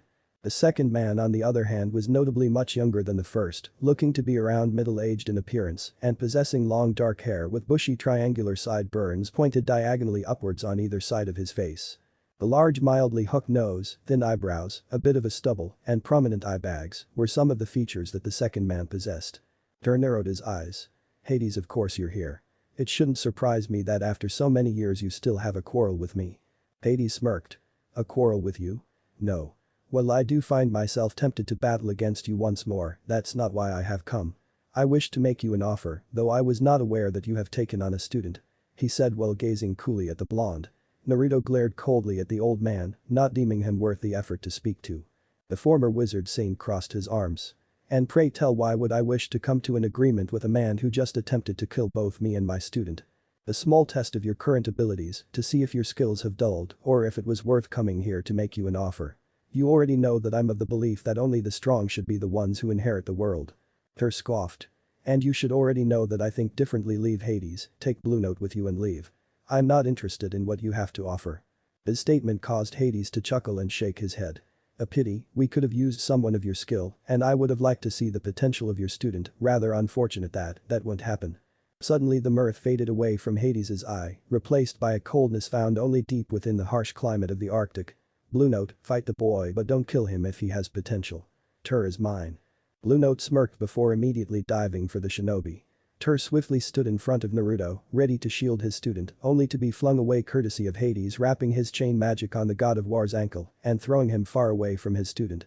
Despite his old age, Hades was abnormally strong and his throw caused Tur to be smashing into several trees before his body eventually slammed into one that didn't break. "Ugh." Tur groaned painedly before standing up. "If you think I'll allow you to dictate this battle how you please, then you've got another thing coming." Tur looked up to find the master of Grimwar Heart coldly gaze at him, darkness flaring all around him as he tensed up his magic. "Just remember this, Tur, you made this choice. And I do not regret it." The god of war rebuked, quads tensing and knees bending slightly before he leapt towards the elderly mage, the sheer power carried in his legs, allowing him to quickly close the distance between them with one leap.